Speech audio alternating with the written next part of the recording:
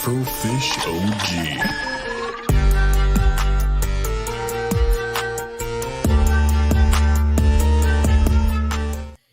Oh, damn. Okay, it messed in my stuff. well, hello there, Afrofish. I have Startup. Taylor from Afrofish OG here. Sorry that I'm a little off right now. My computer decided to shit out on me. I'm visual. You are not. Yeah, so. I'm just not visual. They're like, yeah, we're not doing this today. Technical difficulties. It happens to the best of us. But today, I will be. Well, I'm gonna get this figured out because now I'm actually a little upset. But, I mean, I can always do that, but no. No, it's good. That's good. I guess. Have you tried turning it off and turning it back on again? I think yes, I have, and there we go. What is up, everyone? It's Taylor here from Afrofish OG, and we are back on the In the Know with Afro, which is the separate subsection of Afro and the Scorp podcast, where Scorp is not here because he's streaming. Be sure to check him out. He's actually up right now streaming Final Fantasy VII Rebirth. So shout out to him. Hopefully that's a good stream. But today we have a guest here today, so you don't got to hear me just sit here and rambling. Voices on Demand. Yeah, hi. So I am excited for you to be here. I know this was a bit of a setup. It's always kind of fun to get people to join and all that. I got a new chair. Ooh, okay. I got a new chair. You guys can't see it because I got the background. Yeah, but it's new and it's great because my old chair would lean back, and so there was like no back support. Oh, okay. So I'm getting old, man. I'm getting older, so I can't. I gotta sit back in my throne. Okay, you know what I mean. I wanted like a full like lazy boy, but that wasn't happening. But I appreciate. But I appreciate you being here, my dude.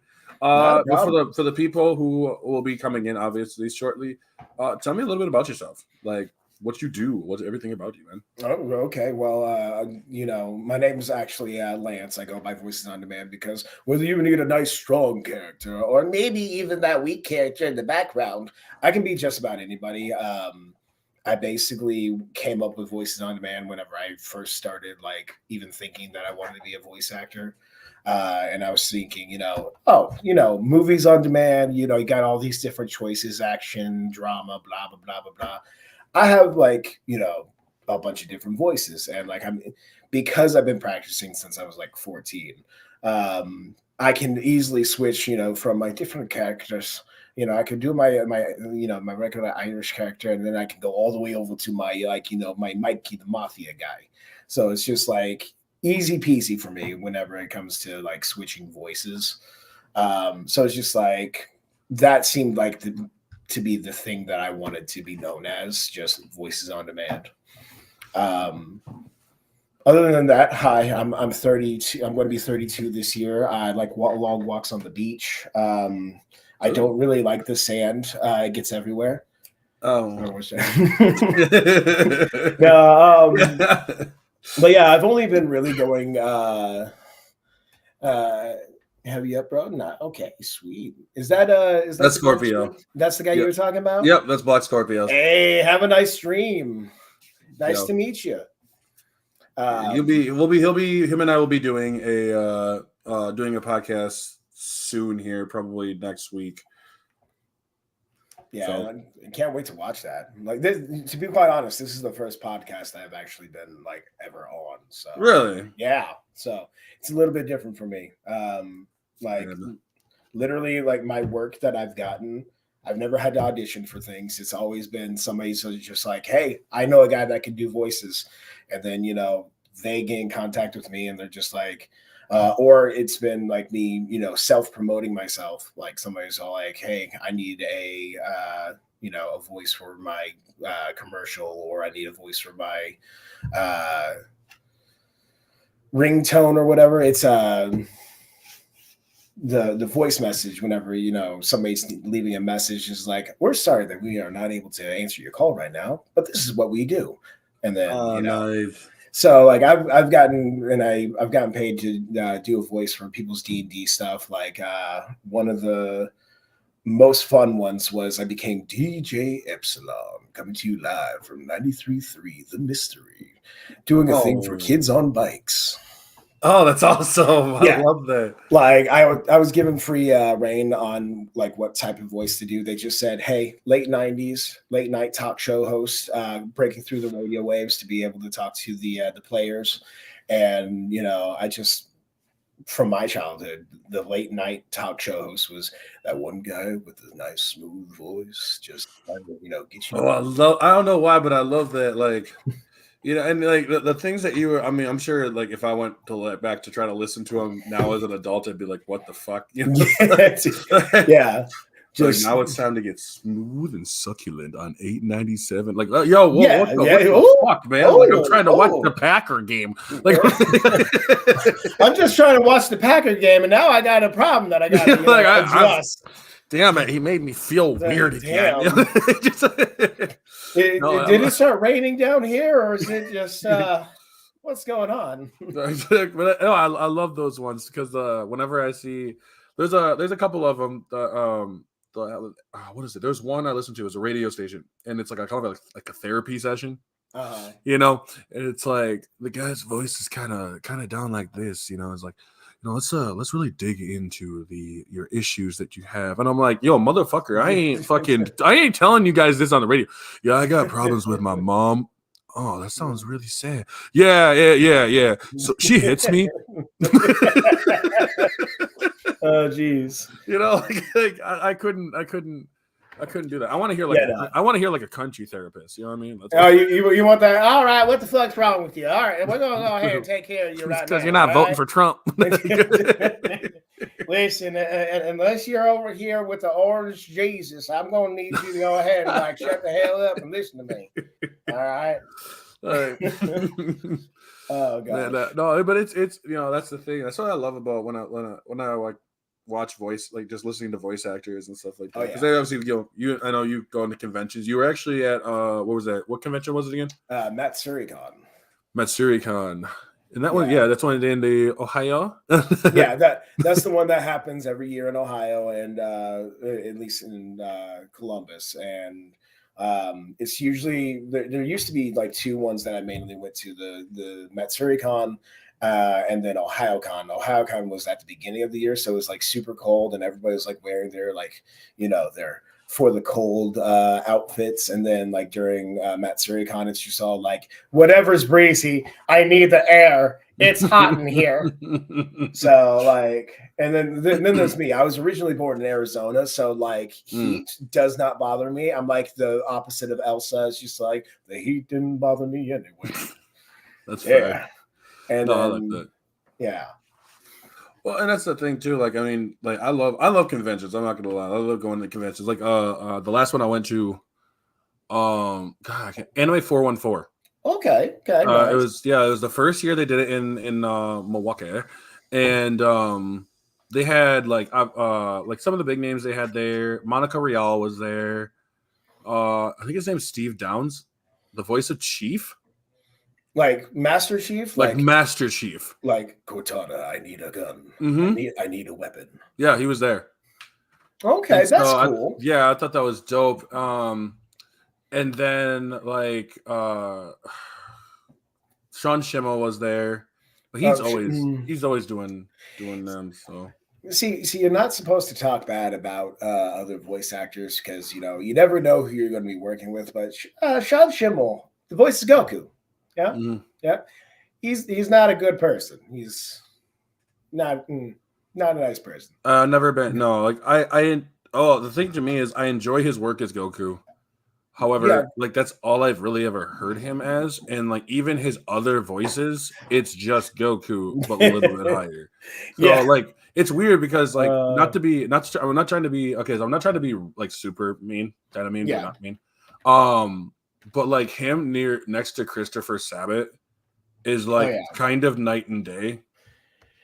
Yeah, but so also with Christopher Sabat, like he explains that a lot of his voices are basically the same, just different. Like he plays his Piccolo, and it's just like he has that thing. But then whenever he plays his Yami from Black Clover, he's more like a drunk Piccolo. Well, and And that makes sense too. Like it's just kind of how it's how it sounds. I think for me, one thing that was really interesting is that when you hear him play Vegeta back in DBZ, when his Mhm. voice was like way down here, and Oh yeah. I love that voice. You know what I mean? I don't know why, Oh but yeah. like, Like that was one of the voices that I loved the most. I had friends who they loved Vegeta just because he had that nice raspy voice. Just I am the Prince of all oh Saiyans. yeah, like whenever you hear like, And "Where's your Saiyan pride?" You know what I mean? And I yeah. was just like, I loved hearing that. But like Mhm. when he switched it, it did make sense. I honestly think they kind of switched it for Kai because to me, it sounded like it was probably easier on his voice. Mhm. Because I can only imagine that keep that like I don't know much, but like even just from me doing like a little bit of anything, that raspiness consistently has to hurt after a while. It does. It does. Like whenever you do the in a world where one man just wants to play video games, that hurts. That it doesn't hurt. Like if you are ever doing a voice that hurts, stop because that means you are pushing your vocal limits, like your vocal cords to their limits, and you don't need to be doing that. You can end up hurting yourself. That makes sense. But another thing that I would see, the Vegeta going from that super dark, just raspy, he changed as a person. So like, of course, he's not going to be that raspiness usually is like more of an evil character type of rasp.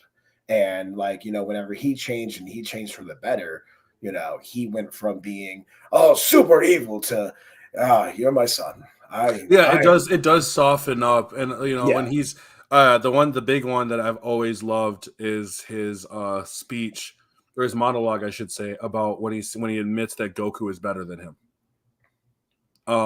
When he's fighting Boo, and it came to the point where it is all full circle. Yeah, And I love that. I love that moment when he's saying that, you are Kakarot, you are the best. And hearing it, when I think about it, yeah, you're right. He does have like a softer tone to his mhm. voice, compared to like in the beginning of the series when he's so much more arrogant. His neck also gets bigger, but like Yeah. it's It's because he's trying to train to be better than Goku. well, I'm not gonna lie. I think what happens is the reason why you don't see the Dragon Balls that often is Goku gets them in secret because here's Vegeta. He's training away, and he's like, "I'm going to be stronger. I'm going to be better. I'm going to be faster." And then Goku's just like, "Yo, same wish as last time. Just make me stronger than Vegeta." like, That's it. just slides him like $30. He's just like, got you. Like, Your wish is granted. your And wish is this is going granted, to my be my dude. Popeyes. I've Like, got Popeyes. I'm getting me Like, Popeyes. I don't like. It's like, what about Chick-fil-A? I don't like Chick-fil-A. It just disappears. Yeah.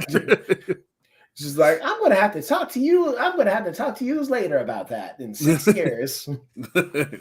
No, I just thought like, it's funny. I was speaking of Dragon Ball. There was an article that came up this is about 3 years now, but due to my brain damage, I just remember the most random stuff. Yeah, But, like I blame ADHD for that. probably that too. But like the one thing that's always funny is I saw this thing saying that like, oh, like all the female characters in there became like housewives. They're like, oh, they're all just housewives. And I was like, what do you mean just housewives? I was like, did you guys forget what Bulma did?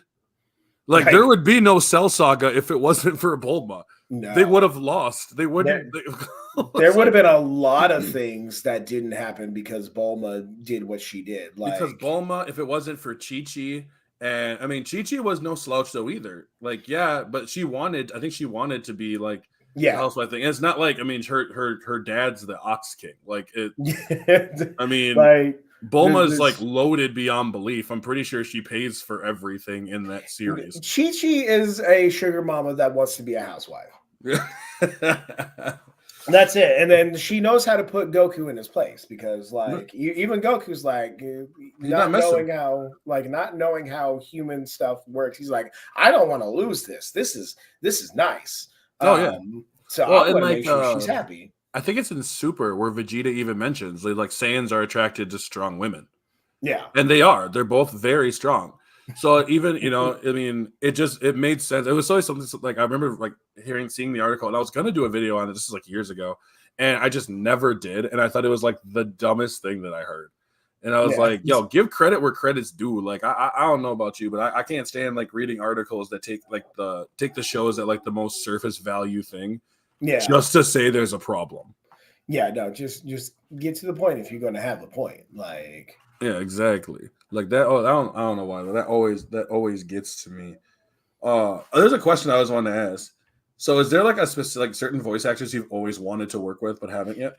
well, so for the most part, the only other voice actors that I've worked with is like little time people like myself, and we did none of the stuff that we were working on really went anywhere because people get distracted with life, and like I'm still trying to make things go the way that I want them to go.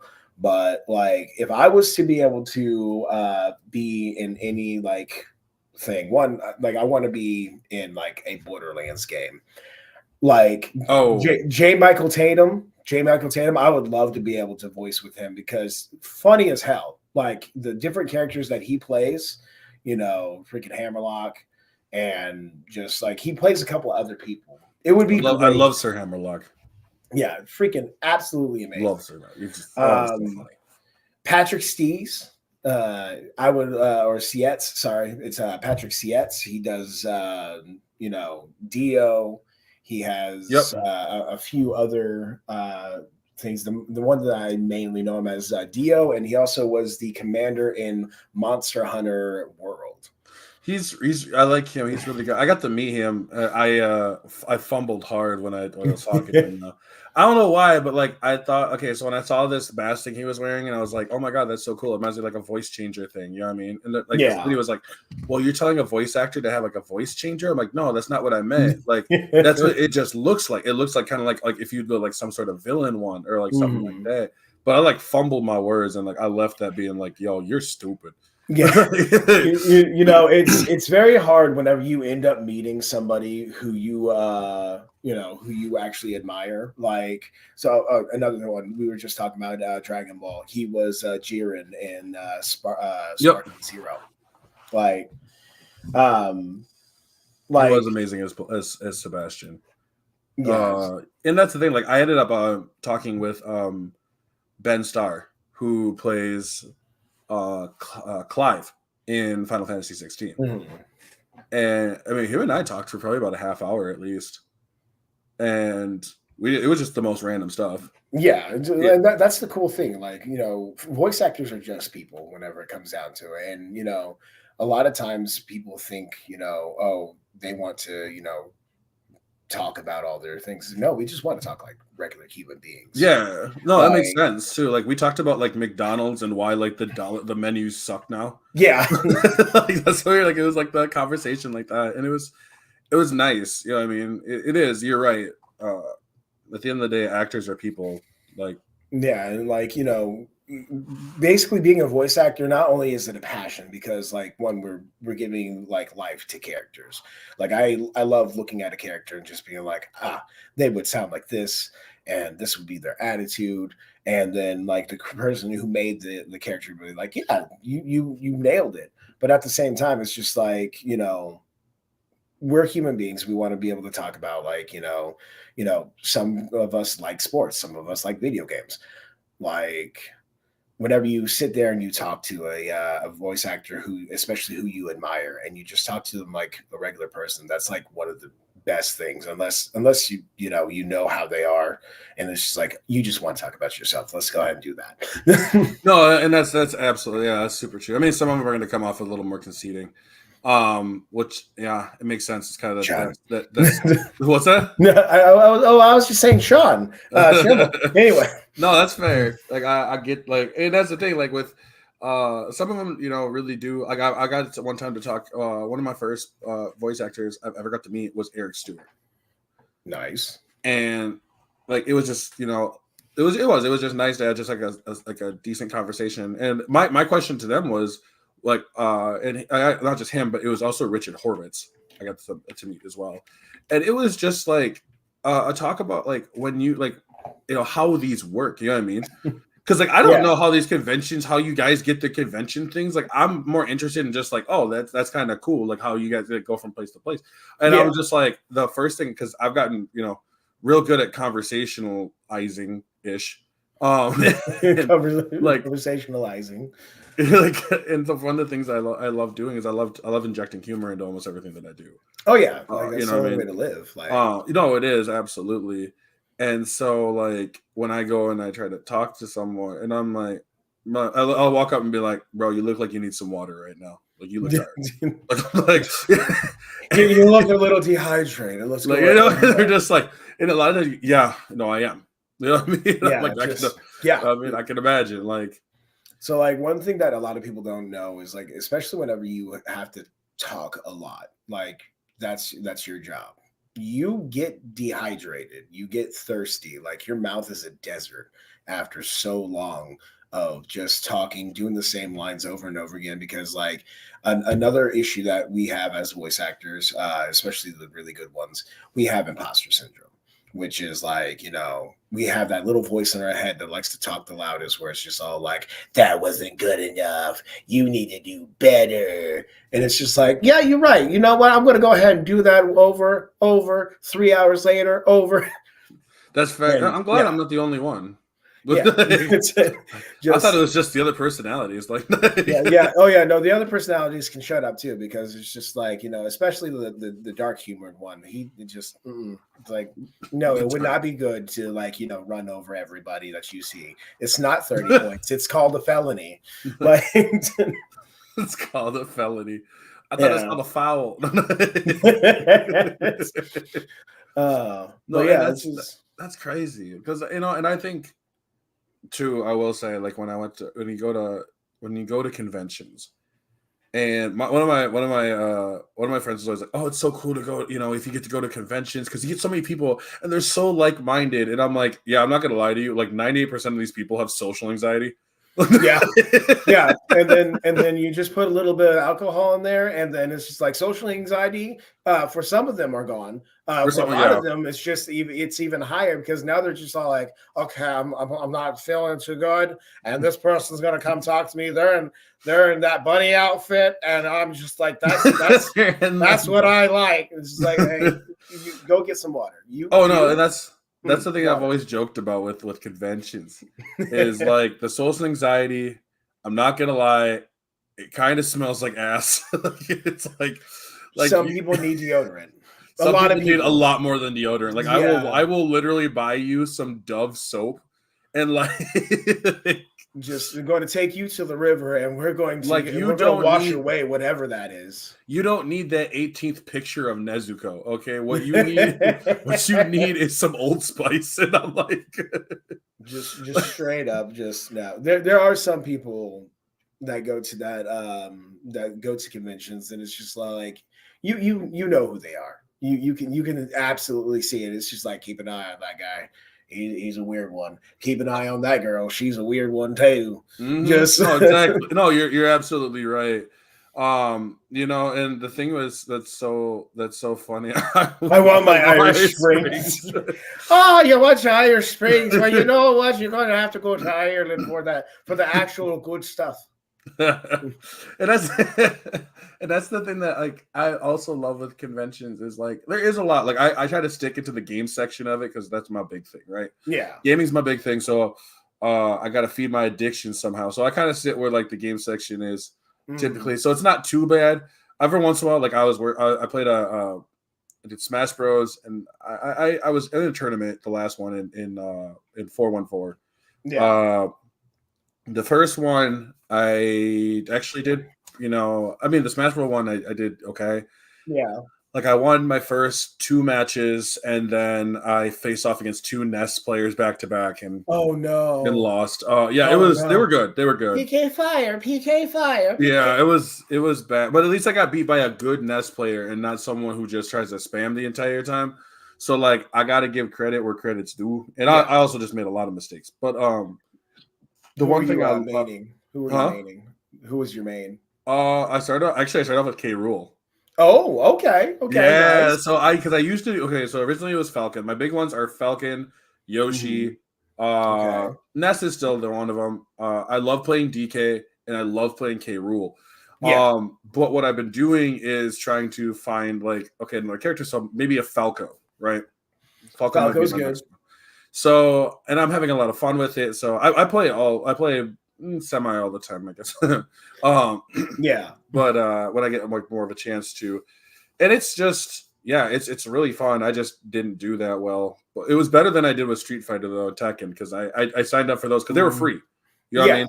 They were That's free. that's a So good thing. yeah, so I just was like, yeah, fuck it, I'll sign up. Yeah. Yeah, I got obliterated. It wasn't even fair. No, so people who sign up for Tekken, that they're on a whole different level. All right, there's Super Smash Bros, which has their caveats. They have their ways around. You know, you can be a crappy player and you can spam, or you can be a good player and you people can be able to actually get the upper hand. Tekken, you better know what you're doing and you better be on point with everything, because whoever plays Tekken has built up childhood frustrations that they are taking out on anybody who enters that ring. And it's just all like, can you stop juggling me? Can I get a no? Do you want a soda? Do you want a soda? Because I'm gonna go and get a soda, and once you're done juggling me, then we can go ahead and go back to playing.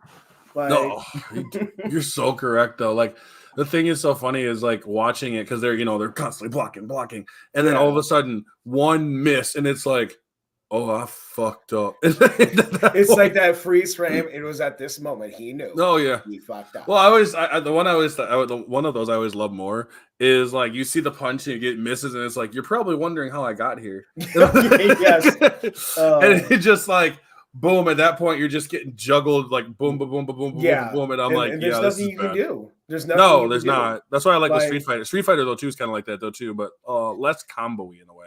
Yeah, and so I like that in certain fighting games. I believe Street Fighter is one of them where they added the combo breaker. It's just like, okay, you've been getting juggled for a second. You get to press this button that combo breaker, and then you can get back and hopefully regain your footwork. Or you can be like me and not regain shit, and you're just getting juggled again. It's like, you want a Sprite? That's right. Okay. That's why I love the combo breaker, and I'm like, okay. And I'm like, yeah, I did that. I love Killer Instinct, by the way. Yes, shout out to Killer Instinct. That game, they had the that OG. The OG. Yeah. Well, did you play the one from 2013? No, I did not. Okay, yeah, they actually put it on the Xbox for 2013, and then okay, it was all right. It was still good. Update, just a good update. Yeah, you know what I mean. Well, just straight up, I saw a little bit of gameplay of it, because there's a lot of times there's some games that I just can't be in anymore. I used to do Mortal Kombat a lot. And then after a certain point, it's just do I want to continue to get that blood vessel going and just stop making me a corner whore, or am I going to go and play a different game that I'm going to be slightly better at? And Mortal Kombat, Tekken, Killer Instinct, I was just you know what, this is no longer my thing. My carpal tunnel, no more. No, and that's how I am. When it came to even the Smash Bros, I don't do tournaments too much unless it's at a convention. Yeah, but I used to I would always set them up and stuff, which was always fun. I get quite a few people back in my heyday. But heyday. Yeah, back when I was in my preem before I got this. I've always had this, so this is. I want to say this is new, but it's not. You know what? We're just gonna say that it's new. It's just it's only recent. I just recently exploded. It's just mac and cheese and unmoving but the one that was really funny to me, because when I used to play Mortal Kombat, and I was never really good at it. I was never really good at Mortal Kombat. And then I saw I played a little bit of 11, and then I played Mortal Kombat a little bit of Mortal Kombat 1. Oh, I haven't even gotten a chance to play the new one. It was fine. It's just one of those. I think Mortal Kombat now, it's weird because Mortal Kombat now doesn't feel like the same. It has the same hype as it did before. like Tekken and Street Fighter are like here, Yeah. and then Mortal Kombat's just kind of down here. So one of the things that like I can't stand games that don't really change that much. Like Monster Hunter is an exception because yes, it's kill it, skin it, wear it, but it's just like, you know, at least you get different monsters, you get different locations, everything like that. With Mortal Kombat, it is literally the same characters, slightly different look, slightly different places, same amount of rage whenever somebody keeps on spamming the get over here and then uppercut and then like yeah, it's no, I missed that. I don't remember from any of the newer Mortal Kombat's where it's like toasted.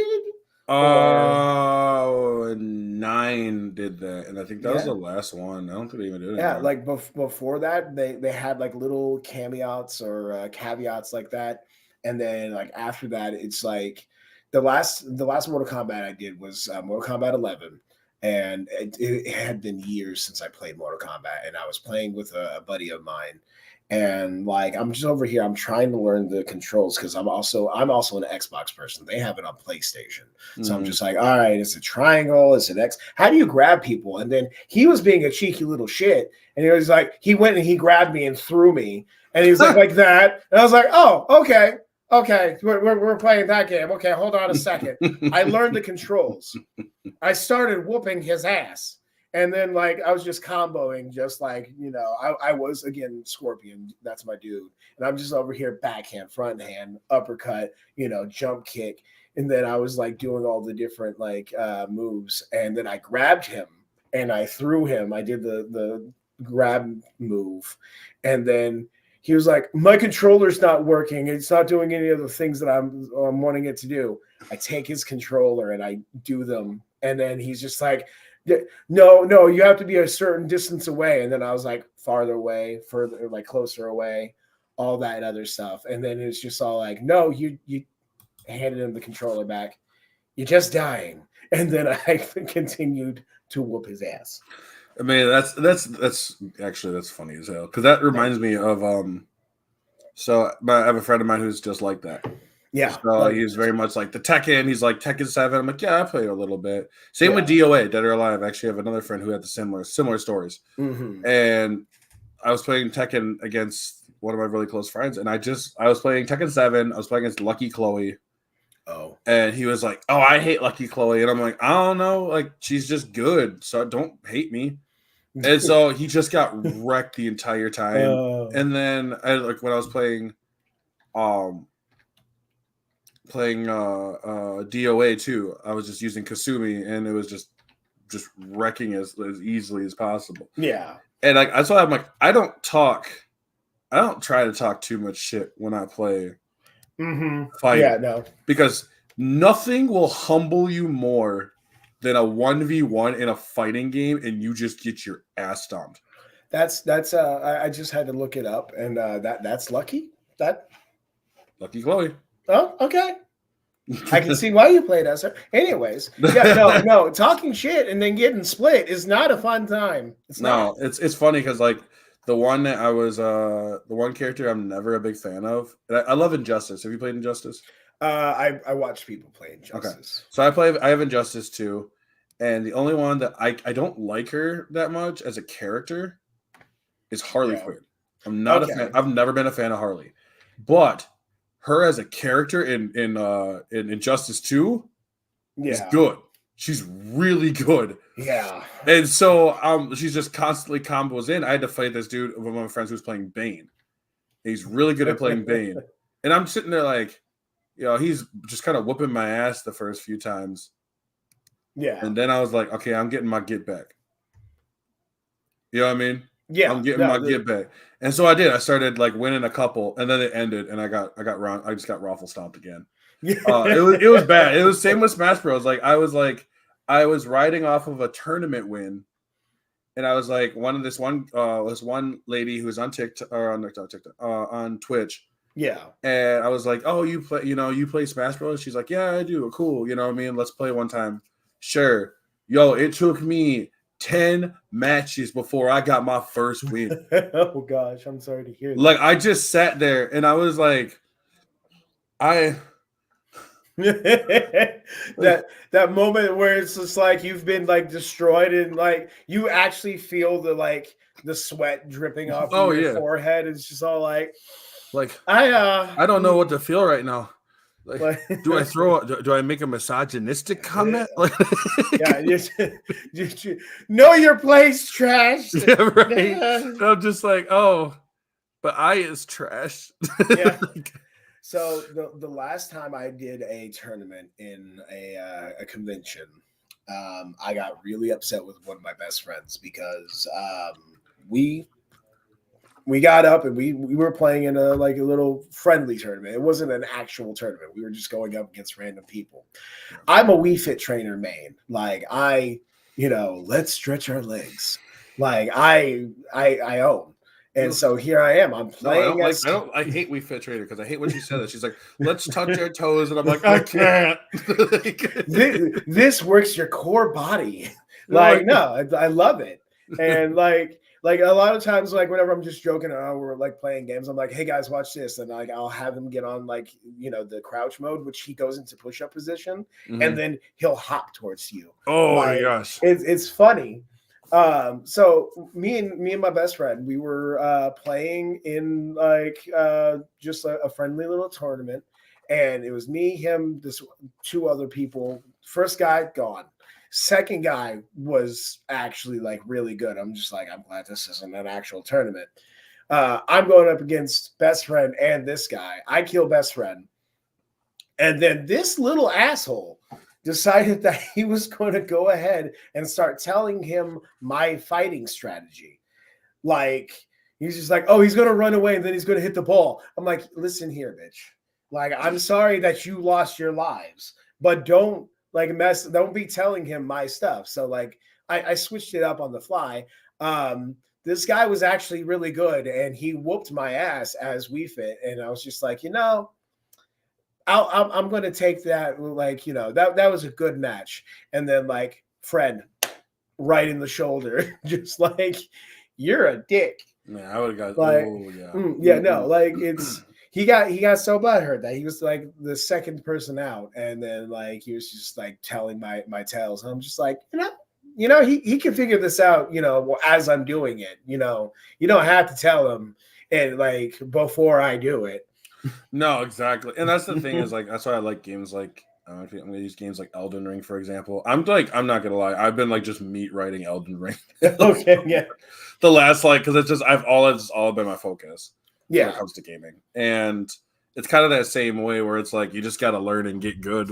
You can't just start giving like I mean shit. You got to adapt. The computer knows my moves way better than I do, but like the only problem I have with Elden Ring, and I've noticed this on like the last 3 bosses that I fought, the controller input like slows down dramatically. Like I'm like not in a boss fight. I'm just over here. I'm like, yeah, I'm doing it. I'm beating things. And then you go up against a bigger opponent, like a gargoyle, or like I defeated Gideon the last time I jumped onto my Elden Ring that I haven't played since I beat Millennia. And I was like, why am I'm dodging, and then he's dodging 3 seconds later. What's going on with this? But then whenever you go to like up against smaller things, it's just all like, right on time. What's going on here? See, my first issues with it, my only issues with it come from really like when it comes to bigger enemies, the camera can get hyper annoying. Oh yeah. That's my only issues with it is that because especially like the fire giant or like you said the gargoyles sometimes can get kind of annoying because the camera wants to sit with one area and it's just like it's kind of bouncing, but that's why you just don't use the lock on, but still. But besides that, I would say like I've been having a blast with it. I'm actually just stuck on Promise Consort Radon, which is the Erdtree's final boss.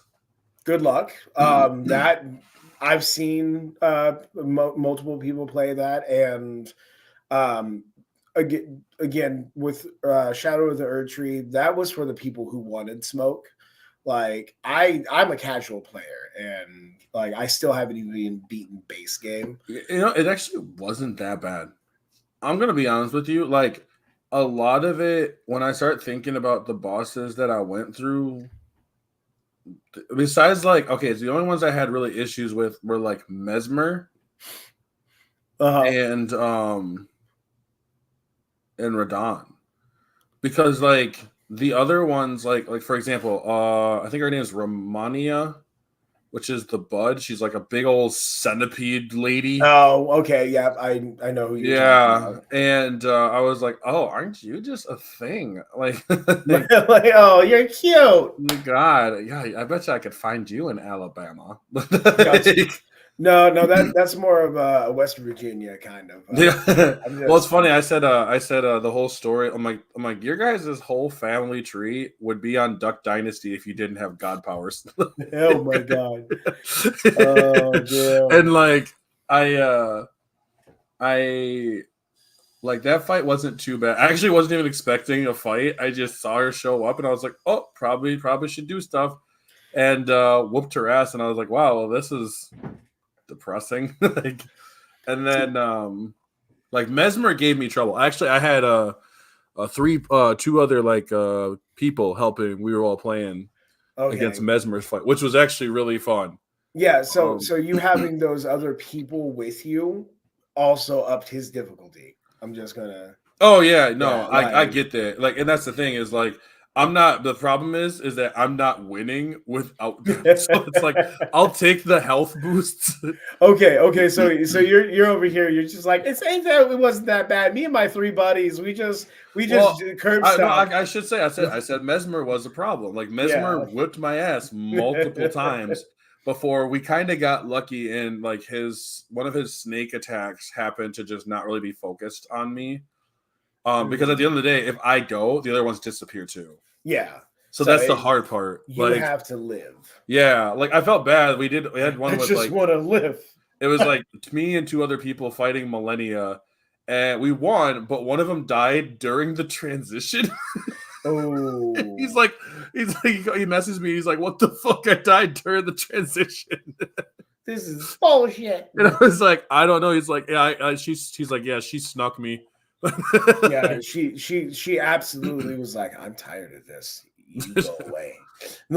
My name is Millennia, and I'm like, oh, okay.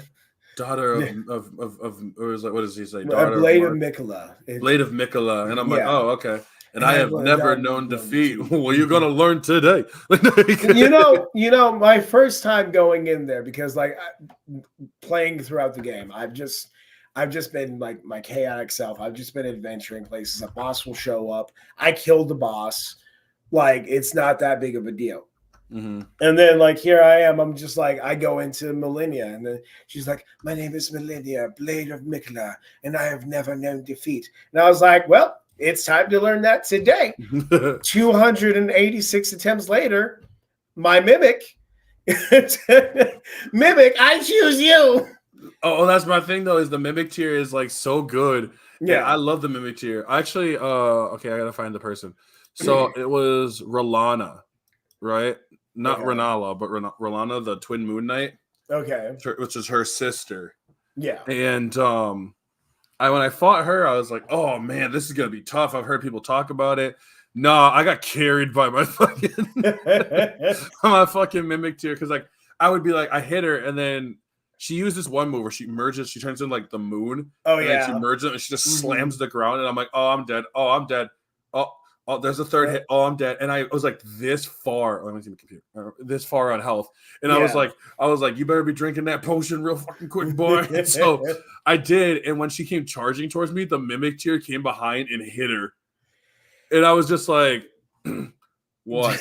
Just walking off like slow-mo. Know your place, trash. Like, I was like, yeah, that's right. Yeah. I got carried. So with her, with Renala, so I from like early on in the game, I killed Patches because so my character's name is Joker, and I made him look like Heath Ledger Joker. Just you want to know how I got these scars? It's because I'm maidenless, and I need to get good. So I decided to go and kill Patches. He's a little bitch, anyways. So I killed him and I took his spear. And then I went and I fought this one dude who the wolf dude, I forget his name right now, works for Ronnie. Was it Blade? Blyde, yeah, I love that man. I love them, but yeah. So the guy that Blyde was trying to get killed inside the like prison thing, he had the Bloodhound sword, and I took that spear that I got from freaking Patches, and I just stabbed the fuck out of him. And then I took his sword, and that sword I have used ever since. Like I have not switched. The Bloodhound sword, I have used that for every single encounter. And with Renala, she didn't get a chance to become the moon and Kamehameha me. I killed her. I just kept on doing the yoop and boop. That's pretty dope actually. So when I finally got the blasphemous blade, right? Because I was like, oh, this place, I know what this place is. And you fight the god devouring serpent, and I'm like, oh, it's the starfant. And they give you the spear, and I was like, oh, but I was like, oh, wind powers, this is dope. So I'm fighting them, and all of a sudden the head shows up, and I'm like, oh, that's Rykar, and he's like, come join us family. And I'm like, oh, okay. Hold on a second. I'm like, what the? And he's like reaching into its like the snake mouth to pull out the sword, and I'm like, everyone's like, oh my god, that's so disgusting. I'm like, bro, I've watched Orochimaru do this like 4 times. Yeah, like this. This is a usual thing in the Naruto. But I love his voice because like Tagada. Oh yeah, no, he had such a great that voice, such a great thing. Oh yeah, I was very surprised that he was able to pull it off. And the fight was cool. I have to admit, the fight's pretty cool. It's just that his sword is so good. The blasphemous blade. Yeah. It's just heal every time. Every time. Because every enemy I defeat, so I have Riker's rune on. So every time I defeat an enemy, okay, that makes sense. Heal. And then when you use his Taker Flame, his ability, so it's you just puts his sword in the air and then he drops it, and then fire comes out. When you hit someone, you heal from that. Oh, nice. Okay. It's a little tough because you stand in one area. So I'll hit Radon, and then I'm like, yeah, I got him. And then all of a sudden he turns and looks at me. He's like, what the fuck you just do to me, you little bitch? And I'm like, I'm sorry. Sorry, don't hit me. I'm sorry. My back. See, what had happened was I have a checking account and a savings account. I have a checking account and savings. Are you all right? He punched me. He didn't even use his sword. He just punched me. He just bitch slapped me. I feel like I owe him money. He's like, get the fuck out of my arena. I'm sorry. Yeah. And some of the things that I've seen people do. There's the people who they're fighting their hardest. They're fighting for their life. And then there's other people who are just all like, yeah, I clapped him easy. They're just my favorite are the ones who are using they're dropping lightning bolts, and they're just going back and forth, and it just looks like a fucking anime fight, and they're just Scorpios over here. Soap. Don't drop the soap. So the soap thing about that was because I was playing. I don't remember what game I was playing, but I was the whole time I was like, oh, I'm Commander Price. And this it's all like, Soap, you need to get here now, Soap. So the entire time during this stream I'm doing. And so every time now I'm like, Mimic. I need you, Mimic. Mimic. The only downside with the Mimic is it takes a little while to actually get him to set up. And I'm like, the fuck you setting up for? I'm dying here. Just get it over with already. I need your help. I did it during the Elden Beast fight with Radagon versus the Elden Beast. And I'm like, Mimic now. Hit him. Yeah. Head on. So But, like, I heard that like a lot of people are having an issue with the mimic tier inside of the Shadow of the Erd tree, where it's like, outside of it, it's just like we will go into battle and we will destroy our enemy and let's go. And then like inside of a Shadow of the Erd tree, it's just like I like pretty butterflies and flowers, and I'm just oop, baby, show me. I mean, you're not wrong. Like, I will say, like, one of the things that was really funny is when I'm playing it, and oh man, my mimic tier, like, we were like, let's say we were running from enemies, so they were like up at the gate part, and after I used it, the mimic tier needed to go fight the other guys from across, like, and I'm like, what are you doing? Mimic. Oh gosh, that would be so like good animated, where it's just like it's just like hold on 1 second, hold on one second. What mimic? I'm gonna need why over there? You know the mimic's like looking around like I got it. Oh yeah, you all right? You just getting punched? No, I need you. Like, it's like, how bad was it? It was so bad that Millennia stopped her waterfall her waterfall little blade attack. Why? Because she actually felt bad. Oh god. Oh, like, you don't want to swing at me. He's like, why not? I literally got so scared I peed myself. just like backs up and just leaves. Puts the sword away. You know what? We're gonna reconvene. He's like, just go home. Just go home. Just turn around. Yellow shield down. Let him out. Let him go. Let him go. Let him go. I don't know what I would feel more like, angry or just sad, if like I'm playing a video game and then like in the middle of the fight, the boss that is the AI is just like, I'm willing to let you leave. I mean, in a way, Millennia kind of does that, or she does because she doesn't come after you. She won't like charge after you.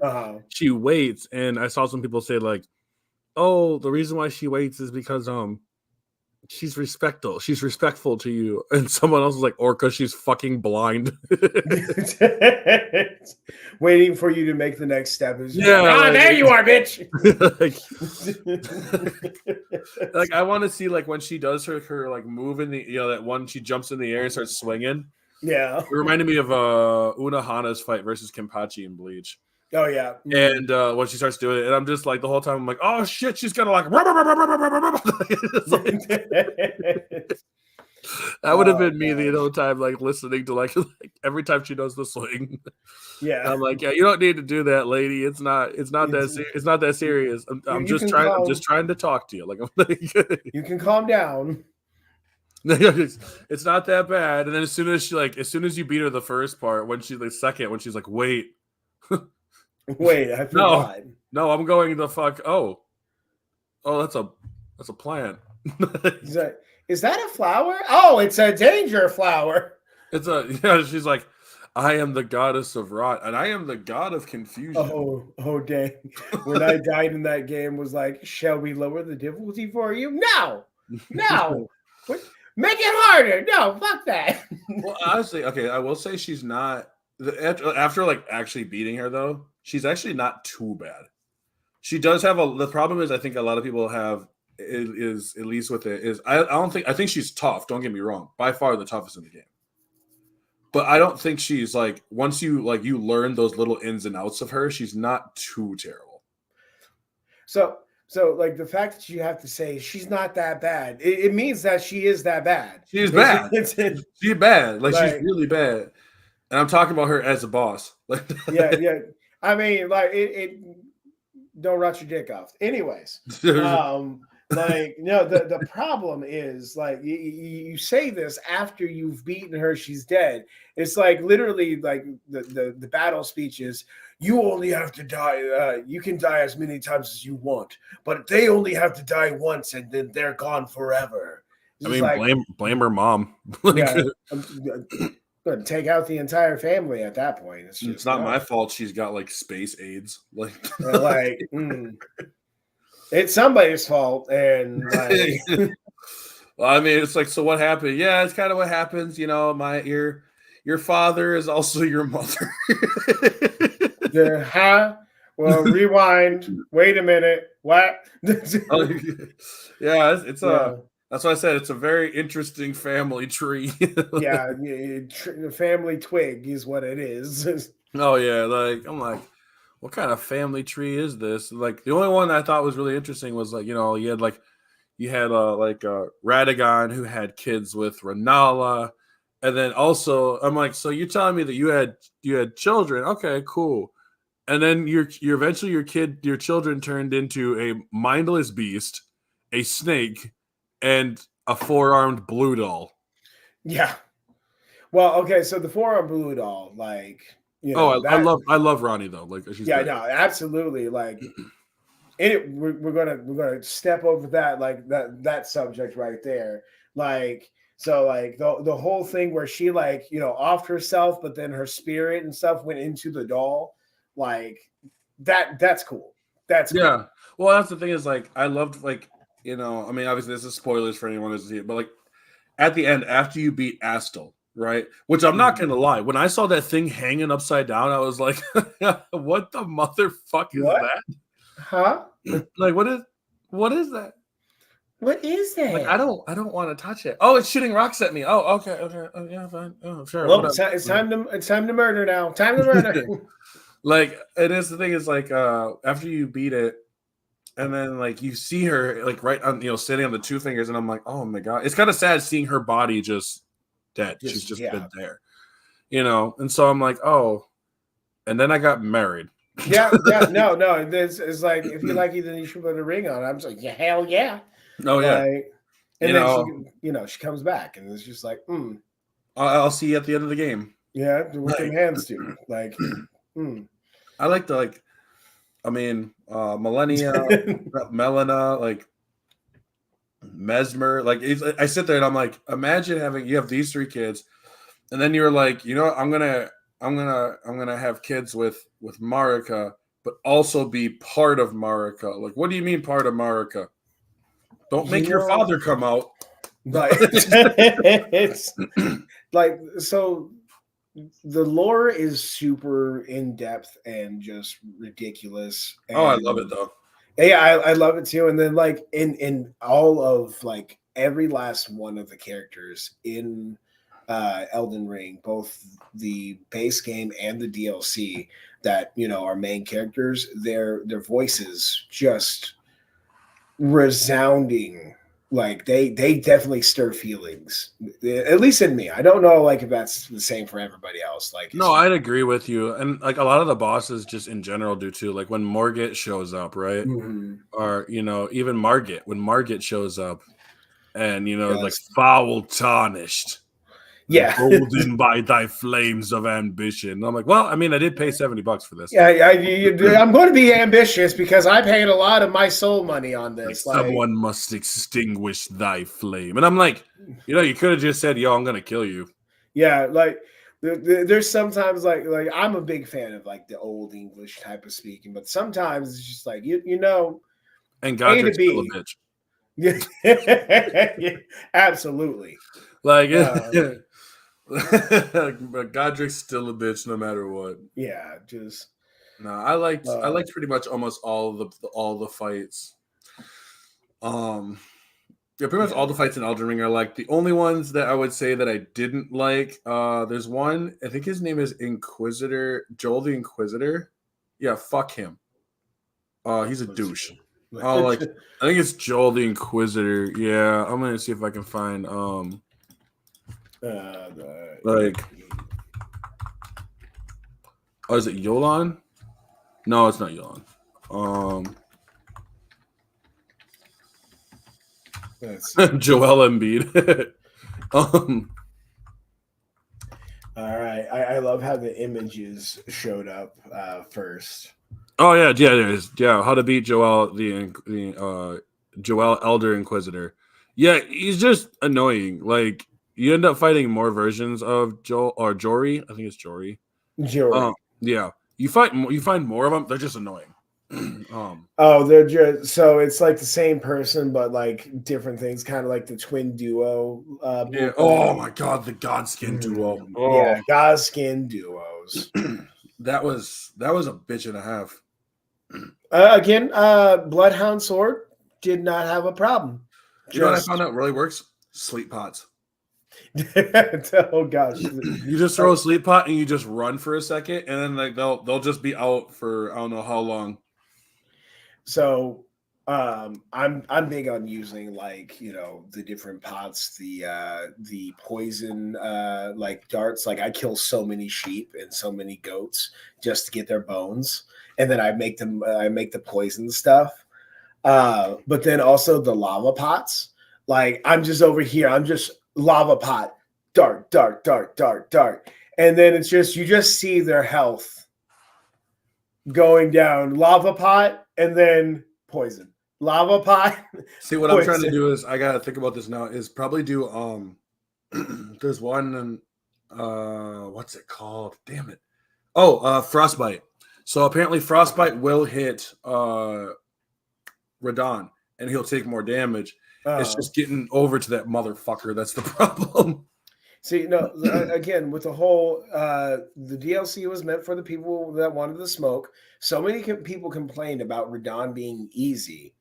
They were like, I want Radon unfettered, like unmessed. Oh, yeah, like full prime, like Radon. And like, then the same people who wanted this got it.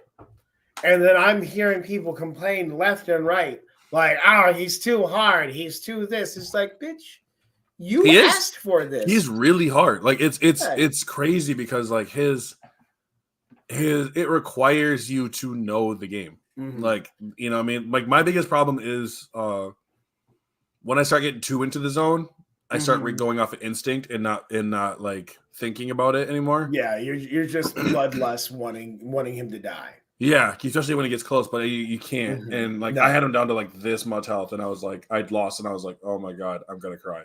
Yeah, like, and the funny thing is, the Radon that everybody's fighting in the DLC is actually the Radon that was pre-nerfed Radon, because Radon was super like OP, even in the form where he has to be on his sickly horse.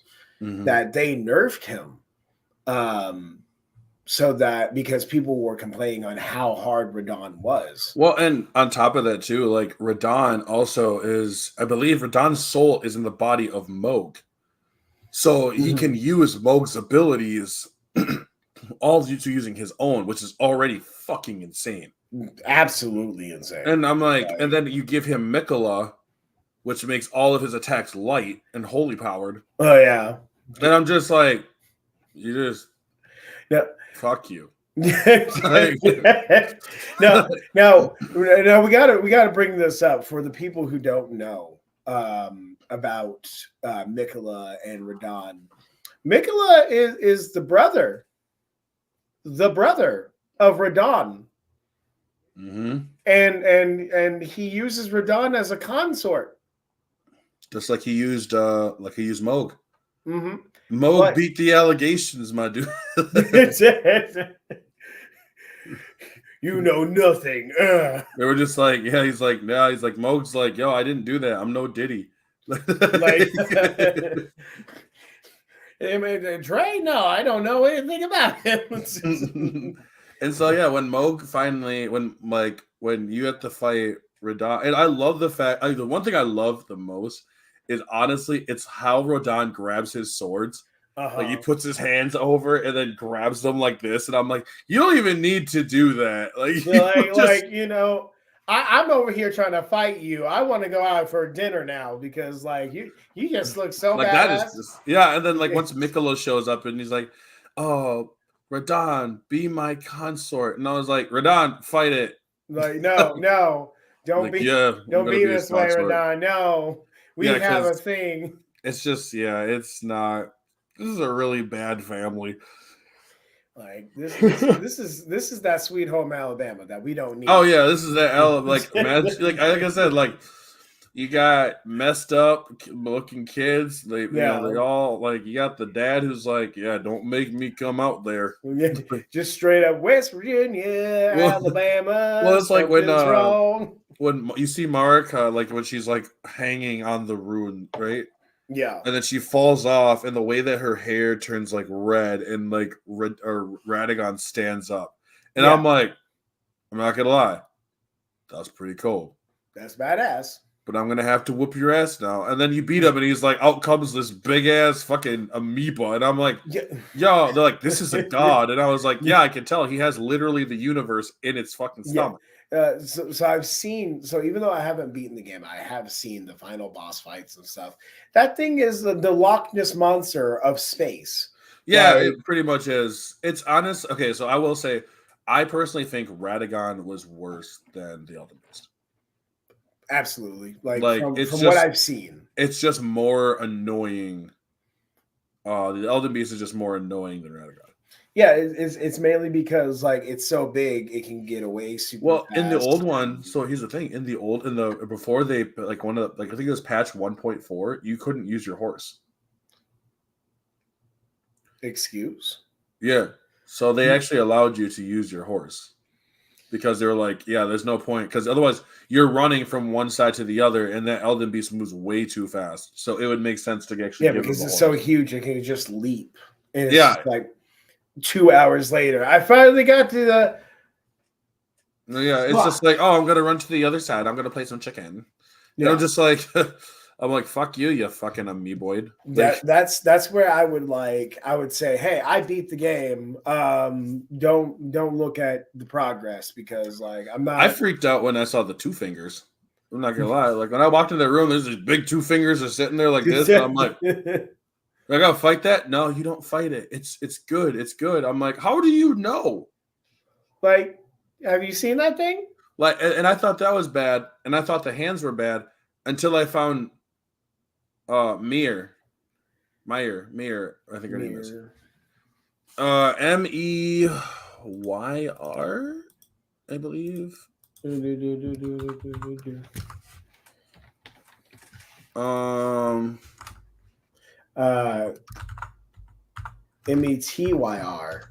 Metyr. Mother of Fingers. Yes, the Mother of Fingers. Oh yeah. No, I don't. Yeah. I don't want to remember this, but I remember this now. Yeah, it was like I literally like when I saw it show up, and I was like, I'm like, I'm gonna be honest with y'all. What the serious fuck? So for those, I'm actually going to screen share what this is, so all you guys can suffer with me. If we have to see it, then share to you. Okay. Yes. That is Mater. Mater. Try seeing if you can you control and then like zoom in on it. Or that, there's also that. Like that is nightmare. That is literal nightmare fuel. Like that is absolutely horrific. That actually looks like something in the forest. That looks like something very similar to the forest. Like I saw that, and I'm like, because you look at it and you're like, dude, that is literally like multiple hands attached to each other. And then here, so the thing is that you probably can't see it. But can I see my cursor? Yeah, we can see the cursor. So here where the arms are, right here, it opens up and then brings out more of the finger creepers. Yeah. And it gives birth to the finger creepers. And I was like, yeah, I'm putting a stop to that for good. Yeah, only to get my ass whooped by a literal I think that's an eyeball. An eyeball in the middle of the thumb. Oh fuck no. Can finger anyone anytime. Like I'm just like, this is we're stopping the screen. No, like so just like in Baldur's Gate, there's some bosses that I go for just because it's like you don't need to be alive anymore. Putting a rest to this disaster, this nightmare. We're not letting you live. We're not. No, exactly. The manicure prices could be high though. That thing's not getting in anywhere. Like if I see it, I'm gonna have you're gonna have to kill it. Like, no, just Like you have it's to. just Like walking there's no around. ifs, ands, or buts. It's grabbing groceries and it's on site, just straight No, up. yeah. It just as soon as that Like, thing walks up, and I'm like, oh no. I don't care if it's donating money to the poor. It's fucking dying. It's gone. And so that's why uh, no, like it's just you're right though. There are some bosses that I love to fight or I'll go out of my way to. Legend of Zelda is notorious, like when it comes to like the boss fights and how good they can be. Because I think that like Ocarina of Time, for example, I did go through and I listed down all my favorite. I think I've listed out all my favorite boss fights. I think I did that actually. yeah. And by far, I believe I put Bongo Bongo and Twin Rova as like my favorites. One, because, and not just that, it's also, I'm not gonna lie, the Spirit Temple is by far my favorite temple. Okay. It is. Are you looking at Twin Rova? Rova. Rova. And Bongo Bongo. So, because Twin Rova was literally, I think it's two. Yeah, it's two witches that yeah. I mean, I'm not gonna say why I like them more, but yeah, it's very. Oh, speak of the damn. Okay, hold on a second. Hold on a second. There's actually a really cool picture of exactly what you're talking about, where it's Ocarina of Time bosses, Twin Rova, and Bongo Bongo. Right now, hey, there it is. There they are. That is some cool concept art right there. Oh yeah, and even these two right here, that's their first form. Mm-hmm. Yeah, and they were just really cool. And so like they're also the only bosses, I believe, that actually talk to you. Yeah. They had full personalities, and I was like, man, I wish they would do that more, because I love the fact that these bosses, like they mimicked you the entire they kind of mimicked you the entire time. Mm-hmm. They talked shit about you. They fucked around all the time, and I'm like, all right, you about to find out. And then I found out, and then yeah. And all of a sudden they're like, oh well, we're gonna go into our full form, and I was like, because they're like, these two are Ganondorf's mother. I'm like, how the fuck are they Ganondorf's mother? That's how. Hi, Ganondorf's mother. Can I call you mom? Huh? It just stops. Like she's like, what? Nothing. no, nothing. Let's just go back to fight. Are you sure we have to fight in this?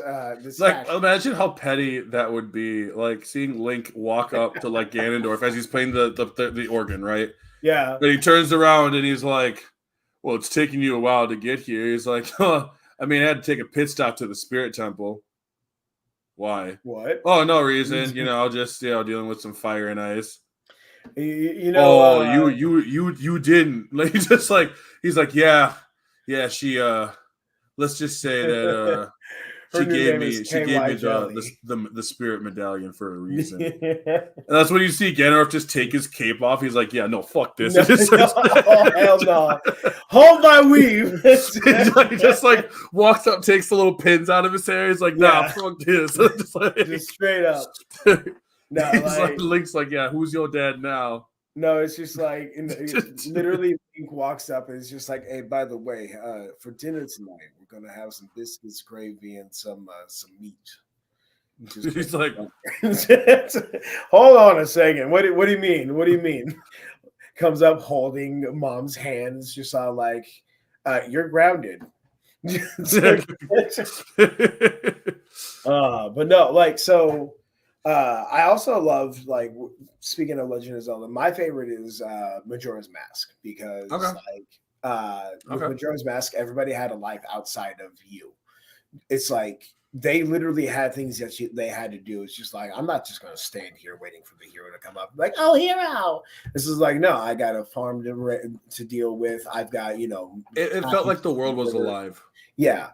And like the 3 day cycle wasn't a problem, but then you get to see the two witch moms. Like, speaking of them, like one of them had their own like little stall, like their own like little like attraction.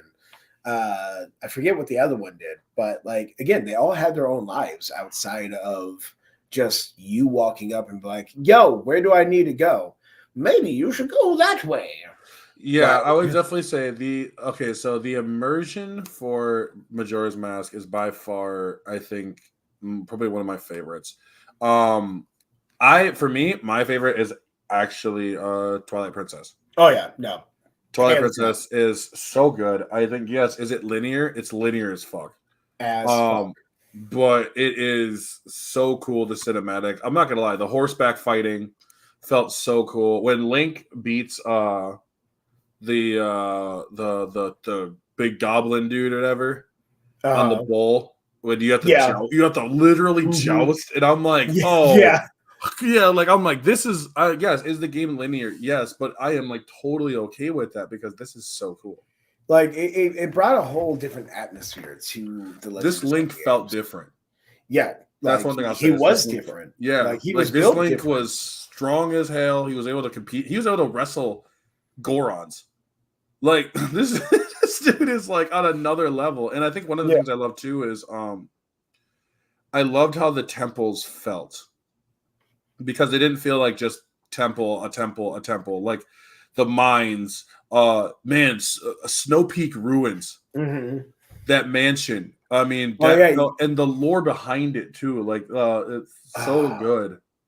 Like it, and that's like one of the best games that even it was only the recent ones, like Hyrule Warriors and not Skyward Sword, Tears of the Kingdom, Breath of the Wild, where they started adding voices in it. So it kind of gave you more of a imagination of what the characters would actually sound like whenever they're talking to you. Well, and that's why I liked with so the way that Midna speaks, because I believe she's speaking like an actual language. It's just that it's chopped up and so that it sounds like I like the fact that her voice kind of sounds like that's what I assume they talk in when they in midnight. You know what I mean?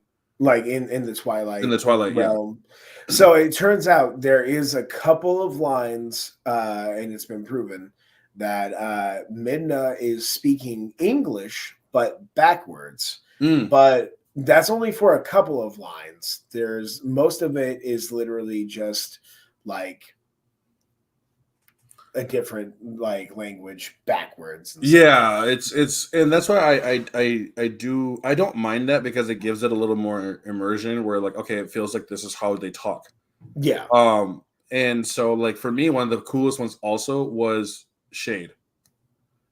That is a mystery that just has not been solved yet. And from Twilight. Yeah, because it's the hero time. Yeah.